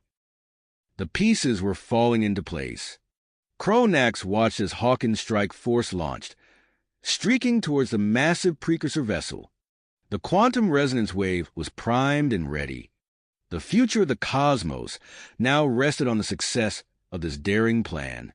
But even as hope surged through the Allied forces, long-range sensors detected a new threat. Another wave of precursor reinforcements was entering the system, their ships somehow shielded from the effects of the quantum disruptions that had proven so effective thus far. Kronax's eyes hardened as he surveyed the battlefield. The next few moments would determine not just the outcome of this battle, but the future of all sentient life in the galaxy. With a silent prayer to whatever cosmic forces might be listening, he prepared to give the order that would change everything. Everything. With a grim nod, Kronax opened a channel to all Allied forces. "This is Admiral Kronax. Execute final assault plan. May fortune favor the bold." As the order went out, alarms blared throughout the Galactic Federation Academy. The quantum shielding surrounding the facility flickered ominously, struggling against the intense energy fluctuations rippling through the system. Inside the Academy's main hall, Cadet Sarah Robinson felt the floor shudder beneath her feet. She looked around at her fellow trainees, humans and aliens alike, their faces etched with fear and uncertainty. "Listen up," Sarah called out, her voice cutting through the chaos. "Our shields are failing, but we're not helpless. We've trained for this." An Arcturian cadet, his tentacles quivering with anxiety, spoke up. "But we've never faced anything like this before. We're just students." Sarah's eyes blazed with drive. "We're more than that. We're the future of the Galactic Federation. And right now, we're the only thing standing between those evacuees and the precursors." She quickly outlined her plan, explaining how they could use their quantum manipulation skills to reinforce the Academy's defenses. The alien students exchanged uncertain glances, but as they saw the persistence in the eyes of their human counterparts, something shifted. A Zygonian trainee stepped forward, her scales shimmering with bioluminescent tenacity. "I'm with you, Sarah. Let's show these precursors what the Academy is made of."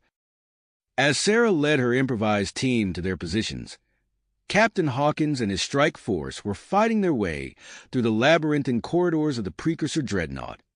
The ship's interior was a maze of pulsing energy conduits and strange, organic-looking technology. "Keep moving," Hawkins shouted as they rounded another corner, coming face to face with a group of precursor guards. The captain's enhanced reflexes kicked in, his body moving faster than thought as he dove for cover. The air filled with the sizzle of energy weapons and the sharp crack of human firearms. Hawkins' team, their movements honed by countless hours of live-fire training, outmaneuvered their opponents with practiced precision. As the last precursor fell, Specialist Chin called out, "Captain, I'm picking up massive energy readings ahead. That has to be the core chamber." Hawkins nodded grimly. "This is it, people. Remember your training. We take that core out, we end this war."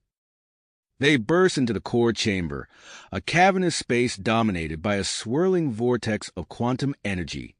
Precursor scientists worked frantically at control panels, trying to stabilize the wildly fluctuating core. For a moment, both sides froze, staring at each other across the gulf of the chamber. Then, as if by unspoken agreement, the room erupted into chaos. Hawkins' team spread out, using the chamber's complex architecture for cover as they exchanged fire with the precursor guards. The scientists scrambled for safety, their delicate adjustments to the core abandoned. As the firefight raged, Admiral Cronax's voice crackled over the comm. "Captain Hawkins, status report." Hawkins ducked as an energy bolt sizzled past his head. "We've reached the core, Admiral. Engaging the enemy now." Back in orbit, Cronax watched as the tactical display updated. The incoming precursor reinforcements loomed ever closer, their ships somehow shrugging off the quantum disruptions that had proven so effective earlier. "All ships form up," Cronax ordered. "Prepare for synchronized barrage on my mark."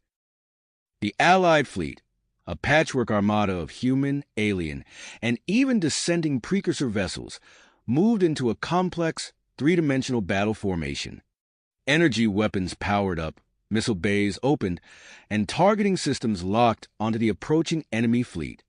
On the planet's surface, Dr. Lyra Vex and Dr. Ilera Voss worked feverishly to maintain the alien artifact stability. The quantum resonance wave it projected pulsed with increasing intensity, sending ripples of distortion across the fabric of space-time. "Lyra," Dr. Voss called out suddenly, her eyes wide as she stared at her readouts. "Look at this. The wave's frequency. It's harmonizing with the Dreadnought's core." Dr. Vex rushed over, her brow furrowing as she analyzed the data. This could change everything. We need to contact Hawkins immediately." As they scrambled to establish communication with the strike team, Cadet Sarah Robinson and her mixed group of human and alien students worked to reinforce the Academy's failing shields. They stood in a circle around the main shield generator, their hands outstretched as they focused their will on manipulating the quantum fields. "Steady now," Sarah called out, her voice strained with effort. "Just like we practiced. Feel the energy flow through you, shape it, direct it." The alien students, many of whom had never attempted practical quantum manipulation before, were astonished to find their efforts producing tangible results. The shimmering barrier of energy surrounding the Academy began to stabilize, its fluctuations smoothing out.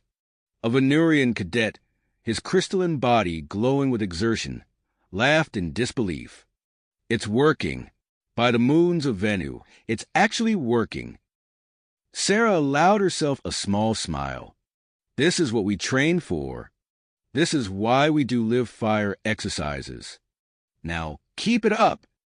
As the battle raged across the system, the fate of the stars hung in the balance. The actions of soldiers, scientists, and students alike would determine the course of history. And in the heart of the precursor dreadnought, Captain Hawkins and his team fought on, unaware that their mission was about to take an unexpected turn. You have reached the end of the story. If you enjoyed this story and want to support us, please leave a like and subscribe to our channel, and for every comment that says 88, I will heart every single one of them. Thank you for your time.